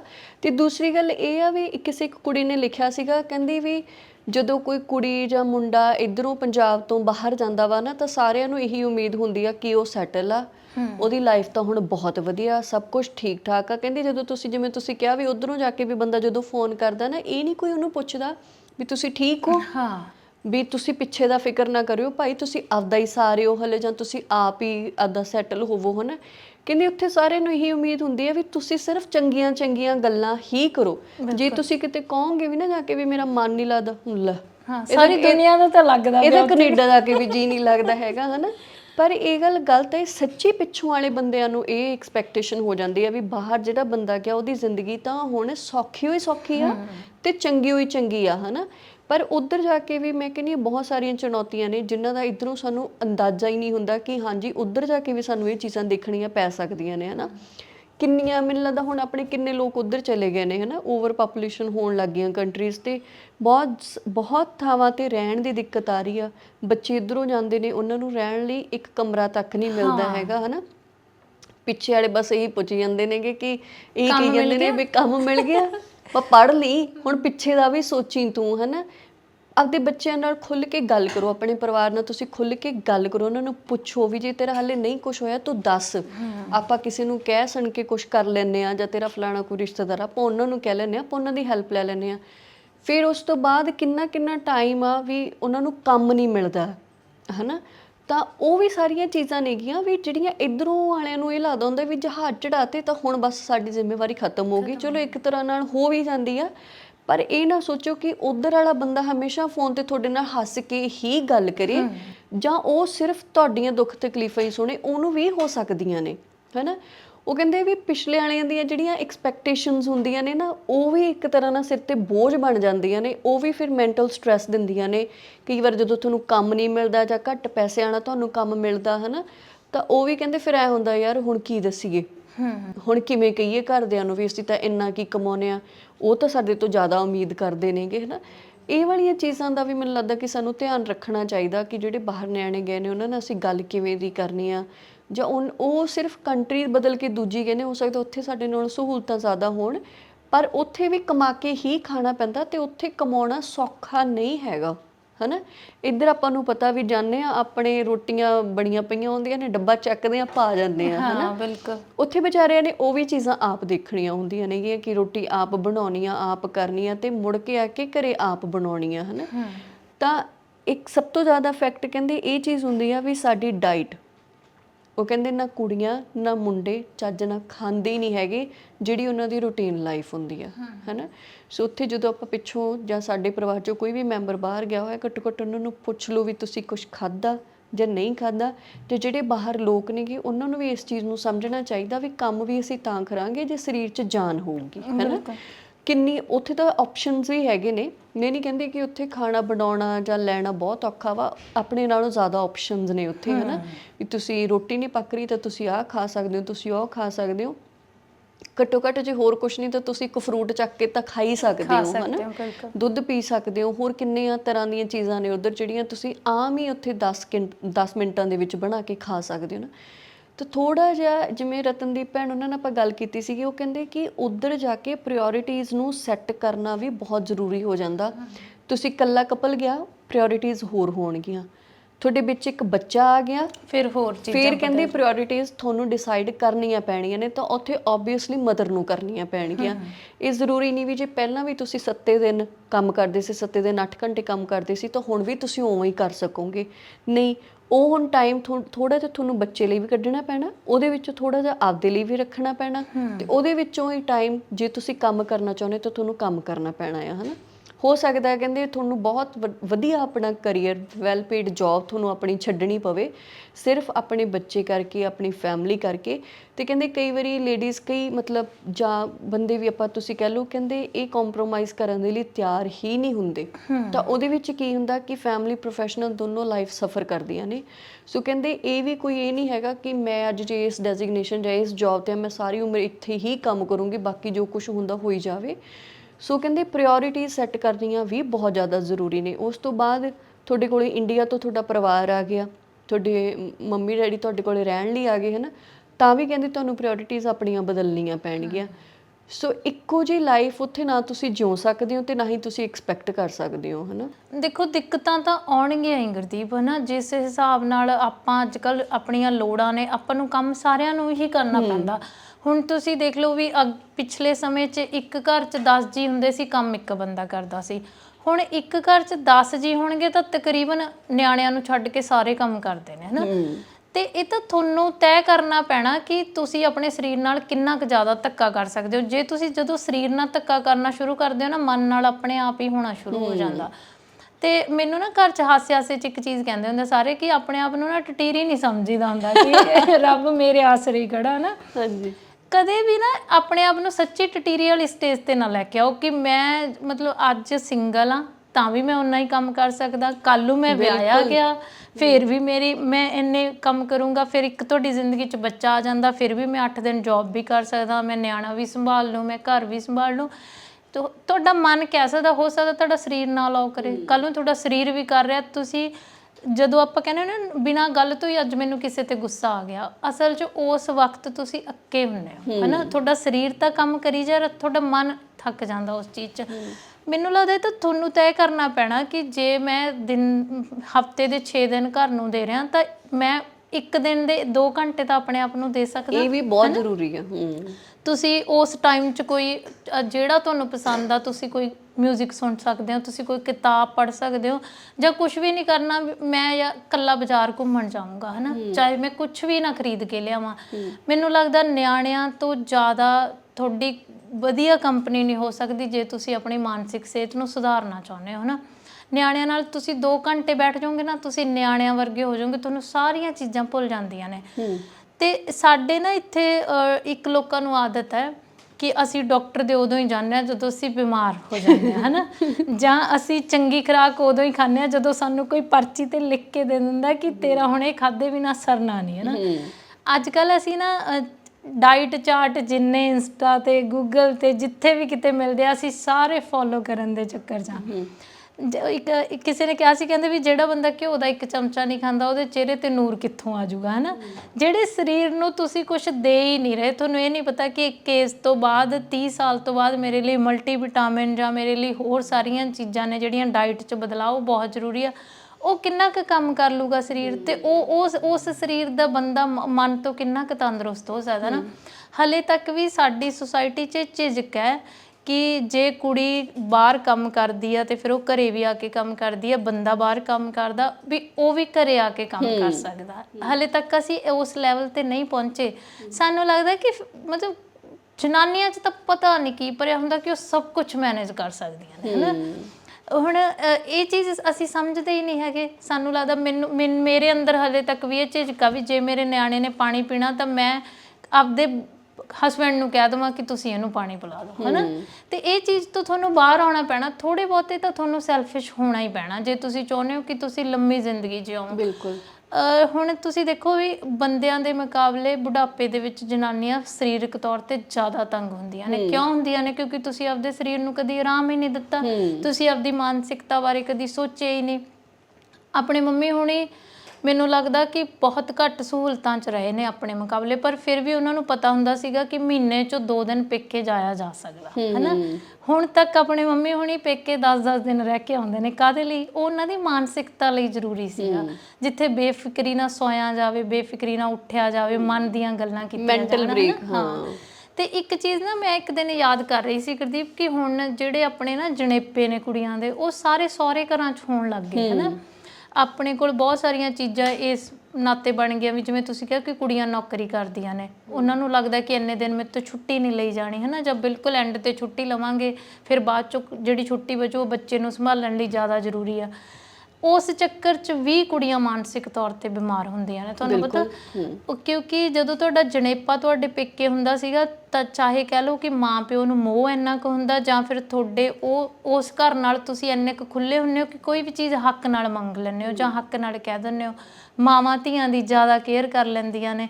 ਹੁਣ ਸਾਡੇ ਜਣੇਪੇ ਵੀ ਸਾਡੇ ਸਹੁਰੇ ਪਰਿਵਾਰਾਂ 'ਚ ਹੋਣ ਲੱਗ ਗਏ ਜਿੱਥੇ ਬਹੁਤ ਸਾਰੀਆਂ ਚੀਜ਼ਾਂ ਕਈ ਵਾਰ ਕੰਪਰੋਮਾਈਜ਼ ਹੋ ਜਾਂਦੀਆਂ। ਕਈ ਵਾਰੀ ਇਹ ਹੁੰਦਾ ਨਾ ਭੈਣੇ ਵੀ ਜਿਵੇਂ ਪੇਕੇ ਘਰੇ ਤੁਹਾਡਾ ਨਹੀਂ ਵੀ ਦਿਲ ਕਰੂਗਾ ਕੰਮ ਕਰਨ ਨੂੰ, ਤੁਸੀਂ ਨਹੀਂ ਵੀ ਕਰੋਗੇ, ਹੈ ਨਾ। ਸਹੁਰੇ ਪਰਿਵਾਰ 'ਚ ਜਦੋਂ ਤੁਸੀਂ ਦੇਖਦੇ ਹੋ ਵੀ ਤੁਹਾਡੇ ਨਾਲੋਂ ਤਿੱਗਣੀ ਉਮਰ ਦੀ ਇੱਕ ਲੇਡੀ ਤੁਹਾਡੇ ਮੂਰੇ ਸਾਰਾ ਕੰਮ ਕਰਦੀ ਫਿਰਦੀ ਆ ਨਾ, ਚਾਹੇ ਤੁਹਾਡਾ ਦਿਲ ਕਰੇ ਚਾਹੇ ਨਾ ਕਰੇ, ਪਰ ਫਿਰ ਵੀ ਤੁਹਾਨੂੰ ਐ ਹੁੰਦਾ ਵੀ ਯਾਰ ਇਹ ਵੀ ਤਾਂ ਕਰ ਰਹੇ ਨੇ, ਜ਼ਿੰਮੇਵਾਰੀ ਸਮਝ ਹਨਾ, ਵੀ ਤੁਸੀਂ ਇੱਕ ਜ਼ਿੰਮੇਵਾਰੀ ਸਮਝ ਕੇ ਕੰਮ ਕਰਨਾ ਸ਼ੁਰੂ ਕਰ ਦਿੰਦੇ ਹੋ, ਜਿਹੜਾ ਕਿ ਤੁਹਾਨੂੰ ਮਤਲਬ ਕਿਹਾ ਗਿਆ ਹੁੰਦਾ ਕਿ ਤੁਸੀਂ ਆਪਣੇ ਸਰੀਰ ਨੂੰ ਆਰਾਮ ਦਿਵੋ, ਤੁਹਾਨੂੰ ਹਲੇ ਆਰਾਮ ਦੀ ਜ਼ਰੂਰਤ ਆ, ਪਰ ਫਿਰ ਵੀ ਆਪਾਂ ਥੋੜੀ ਕੰਮ ਦੀ ਖਿੱਚ ਕਰਨ ਲੱਗ ਜਾਂਦੇ ਆ, ਹਨਾ। ਉਹ ਮੱਲੋ ਮੱਲੀ ਹੁੰਦਾ ਦੇਖ ਕੇ ਵੀ ਇਹ ਵੀ ਤਾਂ ਕਰਦੇ ਹੀ ਨੇਗੇ, ਹਨਾ, ਵੀ ਆਪਾਂ ਨੂੰ ਕੀ ਹੋਇਆ ਕਰਨ ਨੂੰ, ਆਪਾਂ ਮੱਲੋ ਮੱਲੀ ਉੱਠ ਖੜਦੇ ਆ ਨਾ। ਇੱਕ ਚੀਜ਼ ਹੋਰ ਜਿਹੜੀ ਕਿ ਉਹਨਾਂ ਨੇ ਕਹੀ ਕਿ ਇਹ ਇੱਕ ਜਿਵੇਂ ਹੁਣ ਸਾਡੀ ਇੱਕ ਮਤਲਬ ਸਾਡੀ ਕੋਈ ਰਿਸ਼ਤੇਦਾਰੀ 'ਚ ਇੱਕ ਭੈਣ ਨੇਗੇ, ਤਾਂ ਉਹਨਾਂ ਦੇ ਜਦੋਂ ਦੂਜਾ ਬੱਚਾ ਹੋਇਆ ਤਾਂ ਉਹਨਾਂ ਕੋਲ ਫੈਮਿਲੀ ਸਪੋਰਟ ਨਹੀਂ ਸੀਗੀ ਉੱਥੇ ਨਾ, ਪਰਿਵਾਰ ਦੇ ਵਿੱਚੋਂ ਕੋਈ ਮੈਂਬਰ ਹੈ ਨਹੀਂ ਸੀ, ਭਾਜੀ ਤੇ ਭੈਣ ਦੋਵੇਂ ਇਕੱਲੇ ਸੀਗੇ, ਤੇ ਜਿਹੜਾ ਉਹਨਾਂ ਦਾ ਪਹਿਲਾ ਬੱਚਾ ਉਹ ਵੀ ਕੋਈ ਬਹੁਤ ਜ਼ਿਆਦਾ ਵੱਡਾ ਨਹੀਂ, ਉਹ 4 ਸਾਲ ਦਾ ਹੀ ਆ, ਹਨਾ। ਤਾਂ ਕਹਿੰਦੇ ਵੀ ਕਈ ਵਾਰੀ ਮੈਂ ਇੰਨੀ ਜ਼ਿਆਦਾ ਫਰਸਟ੍ਰੇਟ ਹੋ, ਨਾਲੇ ਉਹ ਬਹੁਤ ਜ਼ਿਆਦਾ ਹਿੰਮਤੀ ਦਲੇਰ ਕੁੜੀ ਆ, ਤੇ ਕਹਿੰਦੀ ਮੈਂ ਨਾ ਜਦੋਂ ਮੇਰੇ ਅੰਦਰ ਸਾਰਾ ਕੁਝ ਭਰ ਜਾਂਦਾ ਤਾਂ ਮੇਰੇ ਕੋਲ ਕੁਝ ਕਹਿਣ ਲਈ ਇਹ ਨਹੀਂ ਹੁੰਦਾ ਕਿ 2 ਮਿੰਟ ਮੇਰੇ ਨਿਆਣੇ ਨੂੰ ਕੋਈ ਫੜ ਲਵੇ, ਮੈਂ ਬਾਥਰੂਮ ਜਾ ਆਵਾਂ, ਹਨਾ। ਕਈ ਵਾਰ ਕਹਿੰਦੀ ਇੰਨੀਆਂ ਚੀਜ਼ਾਂ ਤੇ ਵੀ ਰੋਣਾ ਨਿਕਲ ਜਾਂਦਾ, ਫਿਰ ਕਿ 5 ਮਿੰਟ ਰੋ ਕੇ ਇਮੋਸ਼ਨ ਤੁਹਾਡਾ ਰਿਲੀਜ਼ ਹੁੰਦਾ ਤੇ ਫਿਰ ਕਹਿੰਦੀ ਮੈਂ ਸਹੀ ਹੁੰਨੀ ਆ, ਹਨਾ।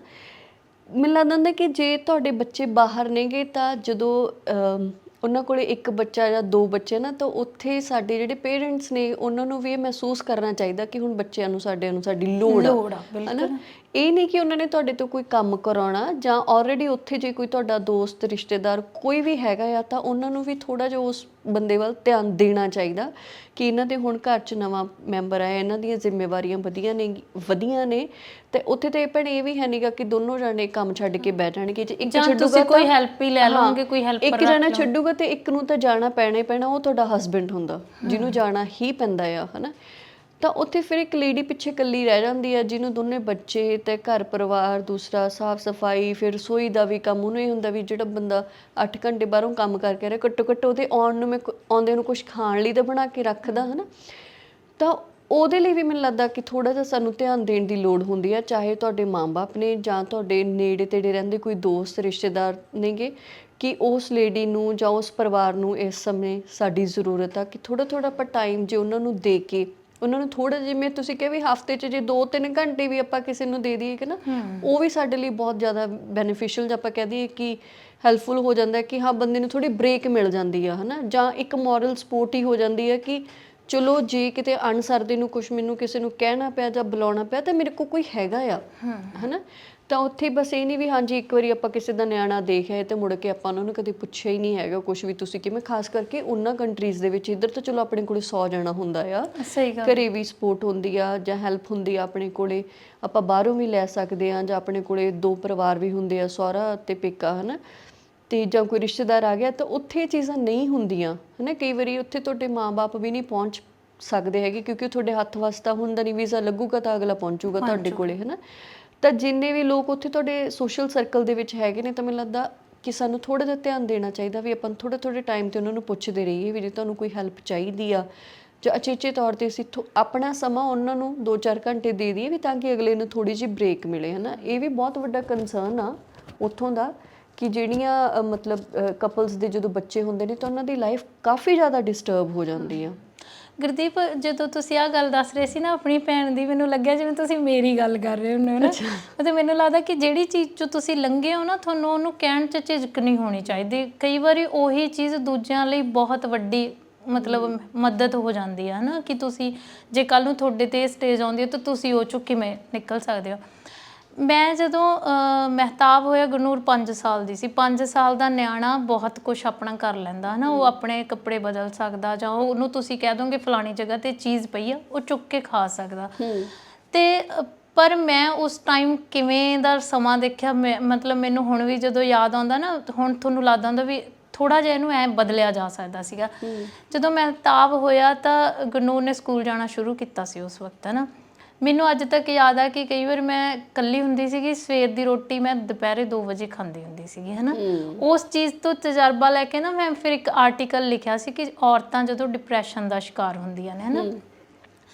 ਮੇਰੇ ਅੰਦਰ ਐਵੇਂ ਹੀ ਹੋ ਗਿਆ ਸੀਗਾ, ਮੈਨੂੰ ਸੱਚੀ ਲੱਗਦਾ ਸੀ ਕਿ ਮੈਂ ਉਸ ਵਕਤ ਬਹੁਤ ਡਿਪਰੈਸ਼ਨ ਦੀ ਸ਼ਿਕਾਰ ਸੀਗੀ, ਹੈ ਨਾ। ਕਈ ਵਾਰ ਮੈਨੂੰ ਇਹ ਲੱਗਣਾ ਕਿ ਜ਼ਿੰਦਗੀ 'ਚ ਬੱਚੇ ਕਿਉਂ ਨੇ ਜ਼ਰੂਰੀ, ਮਤਲਬ ਬੱਚੇ ਹੋਣੇ ਹੀ ਨਹੀਂ ਚਾਹੀਦੇ। ਕਈ ਵਾਰੀ ਇਹ ਲੱਗਣਾ ਕਿ ਤੁਸੀਂ ਸਾਰਾ ਦਿਨ ਰਾਤ ਆਪਣੇ ਬੱਚਿਆਂ ਨੂੰ ਦੇ ਰਹੇ ਹੋ, ਸਾਰਾ ਦਿਨ ਕੰਮ ਕਰ ਰਹੇ ਹੋ ਤੇ ਤੁਹਾਡੇ ਕੋਲ ਕੋਈ ਤੁਹਾਡੀ ਗੱਲ ਸੁਣਨ ਵਾਲਾ ਨਹੀਂ ਹੈਗਾ, ਹੈ ਨਾ। ਔਰ ਤੁਸੀਂ ਇਹਦਾ ਕਿਤੇ ਦੋਸ਼ ਵੀ ਨਹੀਂ ਦੇ ਸਕਦੇ, ਕਿਉਂਕਿ ਇੱਕ ਬੰਦਾ ਜਦੋਂ ਬਾਹਰ ਘਰੋਂ ਨੌਕਰੀ ਕਰਦਾ ਉਹਨੂੰ ਵੀ ਆ ਕੇ ਤੁਸੀਂ ਆਉਂਦੇ ਹੀ ਗਠੜੀ ਨਹੀਂ ਖੋਲ ਸਕਦੇ ਕਿ ਸਾਰਾ ਦਿਨ ਮੈਂ ਇਹ ਚੀਜ਼ ਦੇਖੀ, ਹੈ ਨਾ। ਉਸ ਵਕਤ ਨਾ ਸੱਚੀ ਤੁਹਾਨੂੰ ਜ਼ਰੂਰਤ ਹੁੰਦੀ ਹੈ। ਜੇ ਤੁਸੀਂ ਕਹਿੰਦੇ ਹੋ ਨਾ ਕਿ ਮੈਂ ਤਾਂ ਭੱਜ ਕੇ ਸਾਰਾ ਕੰਮ ਕਰ ਲੈਂਦੀ ਹਾਂ, ਮੇਰੀ ਬੋਡੀ ਨਹੀਂ ਥੱਕਦੀ, ਨਹੀਂ, ਇਹ ਚੀਜ਼ ਨਹੀਂ ਹੈਗੀ, ਤੁਹਾਡਾ ਦਿਮਾਗ ਥੱਕ ਜਾਂਦਾ। ਕਈ ਵਾਰੀ ਐਵੇਂ ਦਾ ਮਾਹੌਲ ਹੋ ਜਾਂਦਾ ਸੀ। ਮੈਂ ਉਹਦੇ 'ਚ ਇੱਕ ਲਾਈਨ ਲਿਖੀ ਸੀ ਕਿ ਉਸ ਵਕਤ ਨਾ ਤੁਹਾਨੂੰ ਆਪਣਾ ਘਰ ਵਾਲਾ ਵੀ ਸੱਸ ਵਰਗਾ ਲੱਗਣ ਲੱਗ ਜਾਂਦਾ। ਸੱਚੀ ਹੈ ਨਾ, ਵੀ ਜਿਹੜਾ ਵੀ ਵਿਹਲਾ ਬੰਦਾ ਨਾ ਤੁਸੀਂ ਉਹਦੇ ਤੇ ਨਜ਼ਲਾਂ ਸੁੱਟਣ ਲੱਗ ਜਾਂਦੇ ਹੋ ਕਿ ਜੇ ਮੈਂ ਕਰ ਰਿਹਾ ਤਾਂ ਇਹ ਕਿਉਂ ਵਿਹਲਾ ਬੈਠਾ। ਮੈਨੂੰ ਐਂ ਲੱਗਦਾ ਹੁੰਦਾ ਸੀ ਵੀ ਜ਼ਿੰਦਗੀ 'ਚ ਸਿਰਫ ਇੱਕ ਬੱਚਾ ਹੀ ਹੋਣਾ ਚਾਹੀਦਾ ਤੇ ਦੂਜਾ ਬੱਚਾ ਬੇਲੋੜੀ ਚੀਜ਼ ਆ। ਇਹ ਚੀਜ਼ਾਂ ਮੈਂ ਮਹਿਸੂਸ ਕੀਤੀਆਂ ਨੇ ਆਪਣੀ ਜ਼ਿੰਦਗੀ 'ਚ ਨਾ ਤੁਹਾਨੂੰ ਇੱਕ ਤੁਹਾਡੇ ਸਰੀਰ 'ਚ ਇੰਨਾ ਬਦਲਾਅ ਆਇਆ ਹੁੰਦਾ ਕਿ ਤੁਹਾਨੂੰ ਆਪਣਾ ਪੁਰਾਣਾ ਕੋਈ ਕੱਪੜਾ ਨਹੀਂ ਫਿੱਟ ਆ ਰਿਹਾ, ਤੁਹਾਨੂੰ ਉਹਨੂੰ ਦੇਖ ਡਿਪਰੈਸ਼ਨ ਹੋਣ ਲੱਗ ਜਾਂਦਾ। ਫਿਰ ਤੁਹਾਡੇ ਬਹੁਤ ਸਾਰੇ ਉੱਦਾਂ ਬਦਲਾਅ ਆਉਂਦੇ ਨੇ, ਵਾਲ ਝੜਨੇ ਸ਼ੁਰੂ ਹੋ ਜਾਂਦੇ ਨੇ, ਫੇਸ ਤੇ ਛਾਈਆਂ ਪੈ ਜਾਂਦੀਆਂ ਨੇ, ਜਾਂ ਕਈ ਵਾਰੀ ਇਹ ਹੁੰਦਾ ਕਿ ਓਨਾ ਕੰਮ ਕਰਨ ਦੀ ਹਿੰਮਤ ਨਹੀਂ ਹੁੰਦੀ, ਤੁਸੀਂ ਸਾਰਾ ਦਿਨ ਕਰੀ ਜਾਂਦੇ ਹੋ। ਇੱਕ ਚੀਜ਼ ਹੁਣ ਮੈਂ ਇਹ ਆਦਤ ਛੱਡੀ। ਮੈਨੂੰ ਪਹਿਲਾਂ ਐਂ ਲੱਗਦਾ ਹੁੰਦਾ ਸੀ ਕਿ ਜੇ ਤੁਸੀਂ ਸਾਰਾ ਕੰਮ ਕਰਕੇ ਬੈੱਡ 'ਤੇ ਪੈ ਗਏ ਨਾ ਤੇ ਕੋਈ ਘਰੇ ਆ ਗਿਆ, ਮਤਲਬ ਮੰਨ ਲਓ ਪਾਪਾ ਆ ਗਏ ਜਾਂ ਗੁਰਵਿੰਦਰ ਆ ਗਏ, ਮੈਨੂੰ ਲੱਗਣਾ ਹੁੰਦਾ ਜਦ ਹੀ ਤੁਸੀਂ ਉੱਠ ਕੇ ਖੜੇ ਹੋ ਜਾਓ, ਹੈ ਨਾ, ਵੀ ਅਗਲੇ ਨੂੰ ਇਹ ਨਾ ਲੱਗੇ ਕਿ ਇਹ ਪਈ ਸੀਗੀ। ਇਹ ਸਾਰੀਆਂ ਆਦਤਾਂ ਨਾ ਕੱਢਣੀਆਂ ਚਾਹੀਦੀਆਂ ਨੇ ਆਪਣੇ ਅੰਦਰੋਂ। ਜੇ ਤੁਸੀਂ ਥੋੜ੍ਹਾ ਜਿਹਾ ਮੈਨੂੰ ਲੱਗਦਾ ਆਪਣੇ ਬਾਰੇ ਨਹੀਂ ਸੋਚਣਾ ਸ਼ੁਰੂ ਕਰੋਗੇ ਨਾ, ਫਿਰ ਤੁਸੀਂ ਜਿੰਨਾ ਮਰਜ਼ੀ ਕਮਾਈ ਜਾਓ, ਜਿੰਨੇ ਮਰਜ਼ੀ ਵਧੀਆ ਮਾਹੌਲ 'ਚ ਰਹੋਗੇ, ਤੁਹਾਨੂੰ ਡਿਪਰੈਸ਼ਨ ਆਊਗਾ ਹੀ ਆਊਗਾ। ਬੰਦਿਆਂ 'ਚ ਵੀ ਚੀਜ਼ਾਂ ਇਹ ਆਉਂਦੀਆਂ ਨੇ ਗੁਰਦੀਪ, ਇਕੱਲੀਆਂ ਕੁੜੀਆਂ 'ਚ ਨਹੀਂ।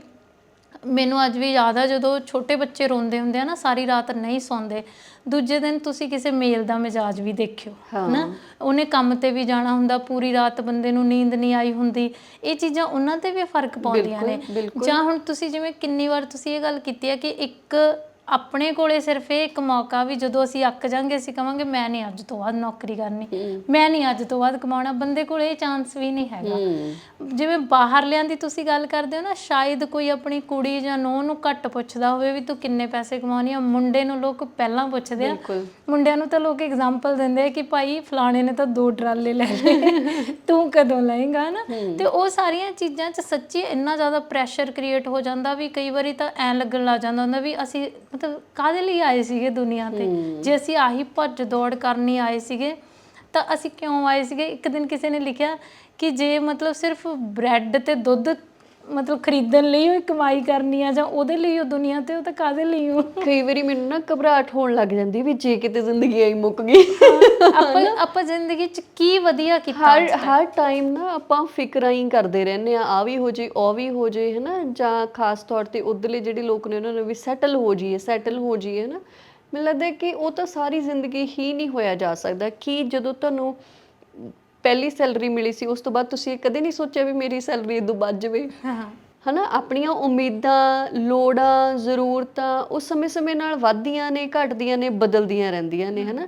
ਸੋ ਸਾਰੀਆਂ ਚੀਜ਼ਾਂ ਇੱਕ ਪਾਸੇ ਚੱਲਦੀਆਂ ਰਹਿਣ ਦਿਓ, ਪਰ ਸਾਰਾ ਕੁਝ ਉਦੋਂ ਹੀ ਚੰਗਾ ਲੱਗੂਗਾ ਜਦੋਂ ਤੁਸੀਂ ਮਾਨਸਿਕ ਤੌਰ ਤੇ, ਸਰੀਰਕ ਤੌਰ ਤੇ ਤੰਦਰੁਸਤ ਹੋਵੋਗੇ, ਹੈ ਨਾ।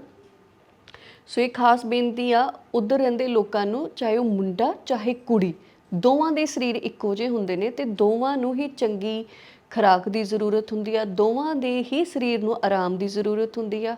ਤੇ ਜੇ ਤੁਸੀਂ ਉੱਧਰਲੀ ਜ਼ਿੰਦਗੀ 'ਚ ਚਲੇ ਗਏ ਹੋ ਤਾਂ ਥੋੜ੍ਹਾ ਬਹੁਤਾ ਆਪਾਂ ਸਾਰਾ ਕੁਝ ਉੱਧਰਲਾ ਅਡੋਪਟ ਕਰ ਲੈਂਦੇ ਹਾਂ, ਕੱਪੜੇ ਲੀੜੇ, ਖਾਣ ਪੀਣ, ਉੱਧਰਲੇ ਲੋਕਾਂ ਵਾਂਗੂ ਕੰਮ ਕਰਨਾ, ਆਪਾਂ ਸਾਰਾ ਕੁਝ ਕਰ ਲੈਂਦੇ ਹਾਂ। ਪਰ ਥੋੜ੍ਹੇ ਜਿਵੇਂ ਕੁਛ ਕੁ ਚੀਜ਼ਾਂ ਉਹਨਾਂ ਦੀਆਂ ਬਹੁਤ ਜ਼ਿਆਦਾ ਵਧੀਆ ਨੇ ਜਿਹੜੀਆਂ ਕਿ ਸਾਨੂੰ ਅਡੋਪਟ ਕਰਨੀਆਂ ਚਾਹੀਦੀਆਂ ਸੀ। ਸਾਨੂੰ ਵੀ ਬ੍ਰੇਨ ਬ੍ਰੇਕ ਲੈਣੀ ਚਾਹੀਦੀ ਆ, ਹੈ ਨਾ। ਮੈਂ ਕਈ ਵਾਰੀ ਦੇਖੂੰਗੀ, ਹੁਣ ਸਾਡੇ ਪਿੱਛੇ ਸਾਡੇ ਫੈਮਿਲੀ ਫਰੈਂਡ ਆਏ ਹੋਏ ਸੀਗੇ ਤਾਂ ਮੈਂ ਜਦੋਂ ਮਤਲਬ ਉਹਨਾਂ ਦੇ ਜਾਣ 'ਤੇ ਤਾਂ ਟਾਈਮ ਸੀ ਡਿਨਰ 'ਤੇ, ਇੱਕ ਦਿਨ ਸਾਰੇ ਜਾਣੇ ਇਕੱਠੇ ਹੋਏ। ਮੈਂ ਕਿਹਾ ਯਾਰ, ਮੈਂ ਕਿਹਾ ਤੁਹਾਡੇ ਜਿਹੜੇ ਉੱਧਰ ਲੋਕੀ ਹੋਣਗੇ ਤਾਂ ਜਦੋਂ ਤੁਸੀਂ ਕੰਮ 'ਤੇ ਵਾਪਸ ਜਾਓਗੇ ਉਹਨਾਂ ਨੂੰ ਤਾਂ ਇਹ ਲੱਗੂਗਾ ਵੀ ਤੁਸੀਂ ਵਕੇਸ਼ਨ ਤੋਂ ਆਏ ਹੋ, ਹੈ ਨਾ। ਉਹ ਹੱਸ ਪਏ, ਕਹਿੰਦੇ ਹਾਂ, ਤੇ ਉਹਨਾਂ ਨੂੰ ਇਹ ਨਹੀਂ ਪਤਾ ਵੀ ਇੱਧਰੋਂ ਅਸੀਂ ਜ਼ਿਆਦਾ ਸਟ੍ਰੈਸ 'ਚੋਂ ਜਾਂ ਜ਼ਿਆਦਾ ਥੱਕ ਕੇ ਵਾਪਸ ਮੁੜੇ ਆ, ਹੈ ਨਾ।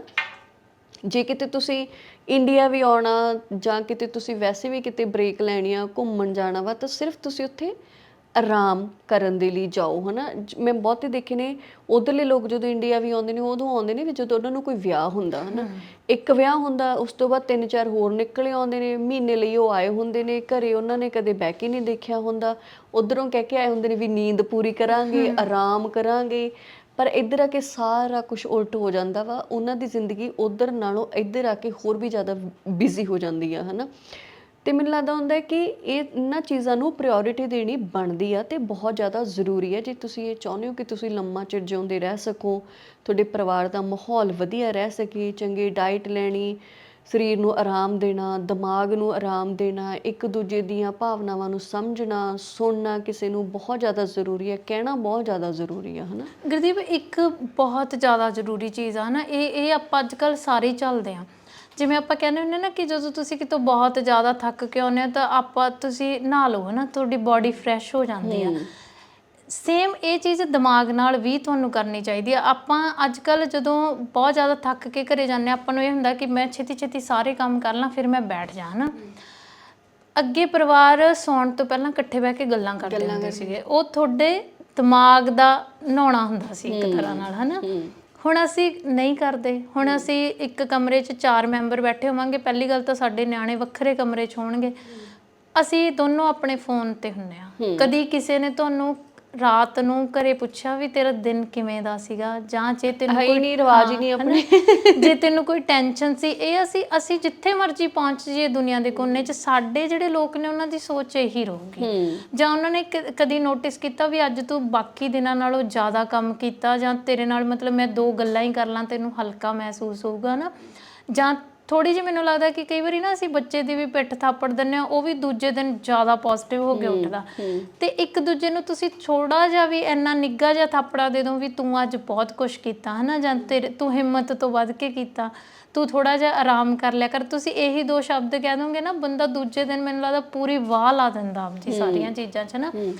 ਜਿੱਥੇ ਤੁਸੀਂ ਸਭ ਕੁਝ ਕਰਦੇ ਹੋ ਤੁਹਾਨੂੰ ਤਾਰੀਫ ਨਹੀਂ ਮਿਲਦੀ, ਤੁਹਾਨੂੰ ਨਿੱਘਾ ਮਾਹੌਲ ਨਹੀਂ ਮਿਲਦਾ ਜਾਂ ਮੋਹ ਨਹੀਂ ਮਿਲਦਾ, ਉੱਥੇ ਚੀਜ਼ਾਂ ਇਵੇਂ ਹੀ ਵਾਪਰਦੀਆਂ ਨੇ।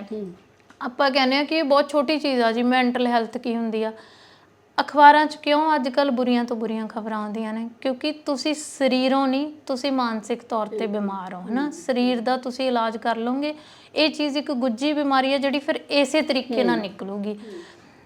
ਇੱਕ ਨਾ ਦਿੱਲੀ 'ਚ ਇੱਕ ਘਟਨਾ ਹੋਈ ਸੀਗੀ, ਇੱਕ ਕੁੜੀ ਨੇ ਆਪਣੀ 2.5 ਸਾਲ ਦੀ ਬੇਟੀ ਨੂੰ ਵਾਸ਼ਿੰਗ ਮਸ਼ੀਨ 'ਚ ਪਾ ਕੇ ਘੁਮਾਤਾ ਸੀਗਾ, ਹੈ ਨਾ। ਉਹਦੀ ਡੈਥ ਹੋ ਗਈ ਸੀ ਕੁੜੀ ਦੀ। ਇਹ ਮਤਲਬ ਦੱਸਣੀ ਮੈਂ ਤੁਹਾਨੂੰ ਤਾਂ ਦੱਸਦੀ ਹਾਂ ਕਿ ਉਹ ਸਾਲ ਤੋਂ ਆਪਣੇ ਹਸਬੈਂਡ ਨੂੰ ਕਹਿ ਰਹੀ ਸੀ ਕਿ ਮੈਂ ਜੌਬ ਛੱਡਣੀ ਆ, ਮੈਂ ਬੱਚੇ ਨੂੰ ਨਹੀਂ ਸੰਭਾਲ ਸਕਦੀ ਜੌਬ ਨਾਲ, ਮੇਰੇ ਇੰਨਾ ਜ਼ਿਆਦਾ ਵਰਕਲੋਡ ਆ ਕਿ ਤੂੰ ਇਸ ਚੀਜ਼ ਨੂੰ ਸੁਣ, ਜਾਂ ਤੂੰ ਬੱਚੇ ਦੀ ਜ਼ਿੰਮੇਵਾਰੀ ਨੂੰ ਅੱਧੀ ਕਰ, ਹੈ ਨਾ। ਤੇ ਉਹ ਬੰਦਾ, ਜਿਵੇਂ ਜ਼ਿਆਦਾਤਰ ਬੰਦਿਆਂ ਦੀ ਸੋਚ ਹੁੰਦੀ ਹੈ ਕਿ ਨਹੀਂ ਇਹ ਤੂੰ ਇਕੱਲੀ ਨੇ ਬੱਚਾ ਥੋੜ੍ਹੀ ਪੈਦਾ ਕੀਤਾ, ਸਾਰੀ ਦੁਨੀਆ ਹੀ ਕਰਦੀ ਆ, ਤੂੰ ਇਕੱਲੀ ਥੋੜ੍ਹੀ ਕੰਮ ਕਰਦੀ ਆ। ਆਪਣੇ ਘਰਾਂ 'ਚ ਕਿਹਾ ਜਾਂਦਾ ਨਾ, ਸਾਰਿਆਂ ਨੇ ਬੱਚੇ ਪੈਦਾ ਕੀਤੇ, ਤੁਸੀਂ ਵੱਖਰੇ ਥੋੜ੍ਹੀ ਕੀਤੇ ਆ। ਤੇ ਉਹਦਾ ਨਤੀਜਾ ਇਹ ਨਿਕਲਿਆ ਸੀਗਾ ਕਿ ਉਹ ਇੰਨੀ ਜ਼ਿਆਦਾ ਅੱਕ ਗਈ ਆਪਣੀ ਬੱਚੀ ਤੋਂ, ਤੇ ਉਹਨੇ ਇੱਦਾਂ ਕਰਤਾ, ਹੈ ਨਾ। ਤੁਸੀਂ ਉਡੀਕ ਨਾ ਕਰੋ ਕਿ ਬਲਾਸਟ ਕਦੋਂ ਹੋਊਗਾ। ਤੁਸੀਂ ਜੇ ਕੋਈ ਤੁਹਾਨੂੰ ਬੰਦਾ ਕਹਿੰਦਾ ਨਾ ਮੇਰਾ ਘੰਟਾ ਤੈਨੂੰ ਮਿਲਣ ਨੂੰ ਜੀ ਕਰਦਾ, ਉਹਨੂੰ ਜ਼ਰੂਰ ਜਾ ਕੇ ਸੁਣੋ।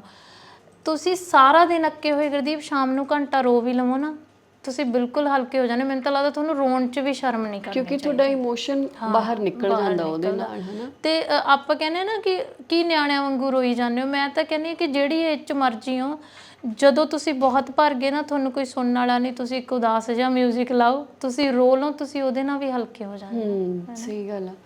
ਸੋ ਅੱਜ ਦਾ ਐਪੀਸੋਡ ਇਹੀ ਸੀਗਾ ਕਿ ਜਿਹੜੇ ਲੋਕ ਬਾਹਰ ਰਹਿੰਦੇ ਨੇਗੇ, ਉਹਨਾਂ ਦੀ ਜ਼ਿੰਦਗੀ ਬਹੁਤ ਜ਼ਿਆਦਾ ਰੁਝੇਵਿਆਂ ਭਰੀ ਹੁੰਦੀ ਆ। ਸੋ ਠੀਕ ਆ, ਰੁਝੇਵੇਂ ਰਹਿਣਗੇ, ਜ਼ਿੰਦਗੀ ਐਵੇਂ ਹੀ ਚੱਲੀ ਜਾਣੀ ਆ। ਅੱਜ ਤੋਂ ਤੁਸੀਂ ਹੁਣ ਜਿੰਨਾ ਮਰਜ਼ੀ ਹਾਰਡ ਵਰਕ ਕਰ ਲਓ, ਜੋ ਮਰਜ਼ੀ ਤੁਸੀਂ ਕਰ ਲਓ, ਫਿਕਰ, ਕੰਮ, ਇਹ ਚੀਜ਼ਾਂ ਮੁੱਕਣੀਆਂ ਹੀ ਨਹੀਂ ਗੀਆਂ, ਇਹ ਇਸੇ ਤਰ੍ਹਾਂ ਹੀ ਚੱਲਦੀਆਂ ਰਹਿਣੀਆਂ। ਪਰ ਜਿਹੜਾ ਸਮਾਂ ਅੱਜ ਸਾਡੇ ਕੋਲੇ ਹੈਗਾ, ਅਸੀਂ ਇਹਦੀ ਕੀਮਤ ਨੂੰ ਪਛਾਣੀਏ, ਅਸੀਂ ਇਹਨੂੰ ਵੈਲਿਊ ਕਰੀਏ, ਆਪਣੇ ਸਰੀਰ ਨੂੰ ਅਸੀਂ ਵੈਲਿਊ ਕਰੀਏ। ਸਾਰਾ ਕੁਝ ਜਦੋਂ ਚੱਲ ਰਿਹਾ ਹੁੰਦਾ ਤਾਂ ਉਹਦੇ ਵਿੱਚ ਸਾਨੂੰ ਪ੍ਰਾਇੋਰੀਟਾਈਜ਼ ਕਰਨਾ ਬਹੁਤ ਜ਼ਿਆਦਾ ਜ਼ਰੂਰੀ ਆ ਕਿ ਮੇਰੇ ਲਈ ਸਭ ਤੋਂ ਜ਼ਿਆਦਾ ਜ਼ਰੂਰੀ ਕੀ ਆ। ਸਿਹਤ ਹੋਊਗੀ, ਮਾਨਸਿਕ ਸਿਹਤ ਹੋਊਗੀ ਤੁਸੀਂ ਸਾਰਾ ਕੁਝ ਹੀ ਕਰ ਸਕਦੇ ਹੋ, ਸਾਰਾ ਕੁਝ ਹੀ ਇੰਜੋਏ ਕਰ ਸਕਦੇ ਹੋ। ਸੋ ਕੰਮ ਦੇ ਨਾਲ ਨਾਲ ਤੁਹਾਨੂੰ ਆਰਾਮ ਕਰਨਾ ਵੀ, ਤੁਹਾਡੇ ਦਿਮਾਗ ਦਾ ਆਰਾਮ ਕਰਨਾ ਵੀ ਬਹੁਤ ਜ਼ਿਆਦਾ ਜ਼ਰੂਰੀ ਹੁੰਦਾ। ਸੋ ਉਹਦੇ ਅਕੋਰਡਿੰਗ ਚੀਜ਼ਾਂ ਨੂੰ ਪਲਾਨ ਕਰਦੇ ਰਹੀਏ। ਬਹੁਤ ਔਖਾ ਹੁੰਦਾ, ਸ਼ਾਇਦ ਗੱਲ ਕਰਨੀ ਇੱਥੇ ਬਹਿ ਕੇ ਬਹੁਤ ਸੌਖੀ ਆ, ਕਿਉਂਕਿ ਉੱਧਰਲੇ ਬਿੱਲ ਜਾਂ ਉੱਧਰਲੀ ਜ਼ਿੰਦਗੀ ਇੱਦਾਂ ਦੀ ਹੁੰਦੀ ਹੈ, ਪਰ ਫਿਰ ਵੀ ਮੈਨੂੰ ਲੱਗਦਾ ਕਿ ਕੋਸ਼ਿਸ਼ ਕਰਕੇ ਜੇ ਤੁਸੀਂ ਨਹੀਂ ਵੀ ਕਰ ਸਕਦੇ ਤਾਂ ਘੱਟੋ ਘੱਟ ਤੁਹਾਡੇ ਕੋਲੇ ਕੋਈ ਇੱਦਾਂ ਦਾ ਸਰਕਲ ਜ਼ਰੂਰ ਹੋਣਾ ਚਾਹੀਦਾ, ਫੈਮਿਲੀ ਮੈਂਬਰ ਹੋਣੇ ਚਾਹੀਦੇ ਜਿਨ੍ਹਾਂ ਨੂੰ ਤੁਸੀਂ ਕਹੋ ਕਿ ਵੀ ਮੈਂ ਥੱਕ ਗਿਆ, ਹੈ ਨਾ। ਇਹ ਨਹੀਂ ਹੈਗਾ ਕਿ ਤੁਸੀਂ ਬ੍ਰੇਕ ਹੀ ਲੈਣੀ ਆ ਜਾਂ ਤੁਹਾਡਾ ਸੋਲੂਸ਼ਨ ਹੀ ਉਹ ਚੀਜ਼ਾਂ ਹੋਣਗੀਆਂ। ਜੇ ਤੈਨੂੰ ਨਹੀਂ ਵੀ ਮਿਲ ਰਹੀ ਹੈਗੀ, ਤੁਹਾਡਾ ਨਹੀਂ ਵੀ ਕੁਝ ਹੋ ਰਿਹਾ ਹੈਗਾ, ਘੱਟੋ ਘੱਟ ਉੱਦਾਂ ਦਾ ਸੋਸ਼ਲ ਸਰਕਲ ਤੁਸੀਂ ਜ਼ਰੂਰ ਰੱਖੋ ਜਿਨ੍ਹਾਂ ਨੂੰ ਤੁਸੀਂ ਕਹਿ ਸਕੋ ਕਿ ਮੈਂ ਮਹਿਸੂਸ ਨਹੀਂ ਕਰ ਰਿਹਾ ਠੀਕ, ਹੈ ਨਾ, ਜਾਂ ਇਸ ਟਾਈਮ ਮੈਂ ਬਹੁਤ ਜ਼ਿਆਦਾ ਥੱਕ ਗਿਆ ਪਰ ਮੈਨੂੰ ਕੰਮ ਨੂੰ ਕਰਨਾ ਹੀ ਪੈਣਾ ਆ। ਸੋ ਪਿੱਛੇ ਜਿਹੜਾ ਪਰਿਵਾਰ ਰਹਿੰਦਾ ਹੁੰਦਾ ਉਹਨਾਂ ਨੂੰ ਵੀ ਸਮੇਂ-ਸਮੇਂ 'ਤੇ ਆਪਣੇ ਬੱਚਿਆਂ ਦੇ ਨਾਲ, ਪਰਿਵਾਰ ਦੇ ਨਾਲ ਗੱਲ ਜ਼ਰੂਰ ਕਰਨੀ ਚਾਹੀਦੀ ਹੈ। ਅਤੇ ਹਮੇਸ਼ਾ ਇਹੀ ਨਾ ਉਮੀਦ ਕਰੀਏ ਕਿ ਉਹ ਹਮੇਸ਼ਾ ਹੱਸ ਕੇ ਹੀ ਤੁਹਾਡੇ ਨਾਲ ਗੱਲ ਕਰਨਗੇ, ਹਮੇਸ਼ਾ ਤੁਹਾਨੂੰ ਇਹੀ ਦੱਸਣਗੇ ਮੇਰੀ ਤਨਖਾਹ ਵੱਧ ਗਈ ਜਾਂ ਮੇਰੀ ਪ੍ਰਮੋਸ਼ਨ ਹੋ ਗਈ ਜਾਂ ਮੈਂ ਹੁਣ ਨਵਾਂ ਘਰ ਲੈ ਲਿਆ ਜਾਂ ਮੈਂ ਨਵੀਂ ਗੱਡੀ ਲੈ ਲਈ। ਉਹਨਾਂ ਨੂੰ ਇਹ ਵੀ ਪੁੱਛਦੇ ਰਿਹਾ ਕਰੋ ਕਿ ਤੁਸੀਂ ਖਾ ਲੈਂਦੇ ਹੋ ਟਾਈਮ ਦੇ ਨਾਲ, ਕੀ ਖਾਧਾ ਸੀ ਜਾਂ ਕਿਹਦੇ ਨਾਲ ਗੱਲ ਕੀਤੀ ਸੀ ਜਾਂ ਸਾਰਾ ਕੁਝ ਠੀਕ ਆ। ਬਹੁਤ ਛੋਟੀਆਂ-ਛੋਟੀਆਂ ਬੇਸਿਕ ਚੀਜ਼ਾਂ ਨੇਗੀਆਂ। ਇਹਨਾਂ ਗੱਲਾਂ ਬਾਤਾਂ ਦੇ ਨਾਲ ਅੱਜ ਦੇ ਇਸ ਪ੍ਰੋਗਰਾਮ 'ਚੋਂ ਅਸੀਂ ਤੁਹਾਡੇ ਤੋਂ ਇਜਾਜ਼ਤ ਚਾਹੁੰਦੇ ਹਾਂ। ਫਿਰ ਮਿਲਦੇ ਹਾਂ। ਸਤਿ ਸ਼੍ਰੀ ਅਕਾਲ।